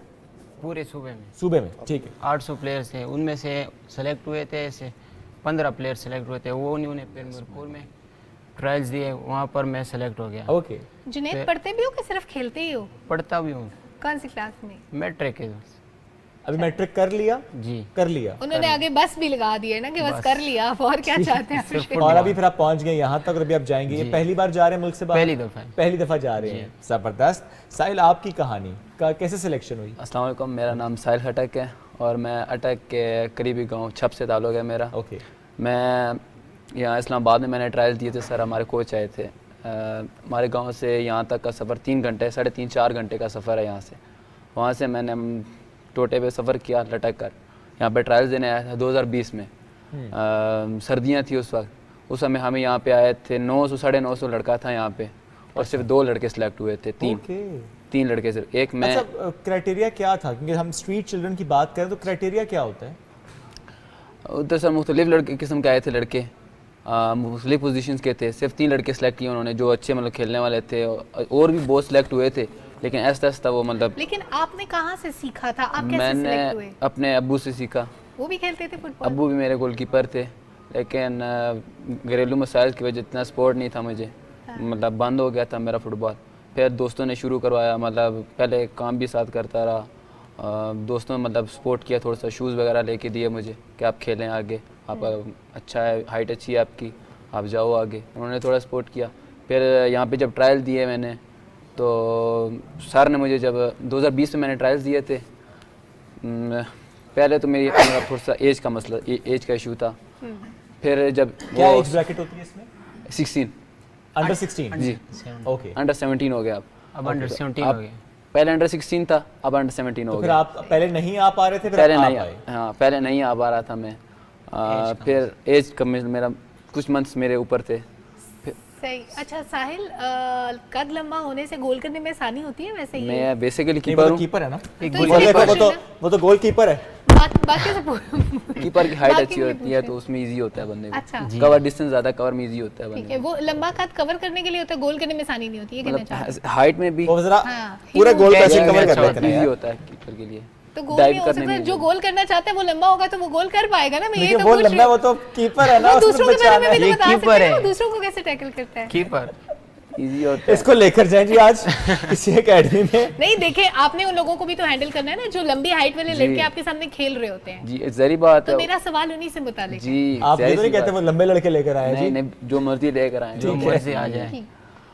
हमारे कोच ने हमें लड़ना सिखाया है कि कैसे फाइट करनी है, और इंशाल्लाह हम कप लेकर आएंगे। कितनी टीम्स हैं इस वर्ल्ड कप में? 28 टीम्स हैं जी। और 8 से स्टार्ट हो रहा है, और कितने मैचेस फाइनल तक, क्योंकि पहुंचेंगे इंशाल्लाह फाइनल? ग्रुप स्टेज मैचेस होंगे, पहले 4 होंगे इंशाल्लाह। ठीक है, तो कितने अरसे अभी फर्स्ट टाइम जा रहे हैं पाकिस्तान से बाहर? एक्साइटमेंट है उसकी भी बहुत, यानी खेल की तो है ही है, लेकिन वैसे भी एक्साइटमेंट है ना, फर्स्ट टाइम आपने जा रहे हैं बाहर। वैसे दोस्तों वगैरह को भी बताया होगा ना कि हम मुल्क से बाहर जा रहे हैं, अच्छा लगता है? क्या कहते हैं दोस्त आपके? बहुत खुश है वो भी, हम फख्र करते हैं। सबसे ज्यादा सपोर्ट कौन करता है आप दोनों को? दोस्त करते हैं मुझे। तो इतना पहले घर से सपोर्ट नहीं था इतना, अभी दोस्तों बहुत ने है। बहुत किया। अभी जब यहाँ पर आया हूँ प्लेटफॉर्म मिला मुझे एक अच्छा, अभी घर वालों ने स्पोर्ट्स करना घर start में किया। कहते हैं पढ़ो, लेकिन फुटबॉल क्यों नहीं पढ़ते? ठीक कहते हैं घर वाले, खेलो कहते लेकिन ठीक पढ़ो है, भी सही साथ। मैट्रिक पास हो गया बस। जब दिल नहीं लगता है तो ओए, फिर बहुत कमाल नहीं हो गया? जी आपके भी यही इरादे हैं साहिल? जी मैट्रिक किया है, अब आगे देखो। आगे इसकी तरह की वाली बात है कि मैट्रिक हो गया बहुत है, बस स्टॉप हो गया, बहुत है, फुल स्टॉप। लेकिन देखें, अगर एक तो अपॉर्चुनिटी की बात है, दूसरा शौक की बात है।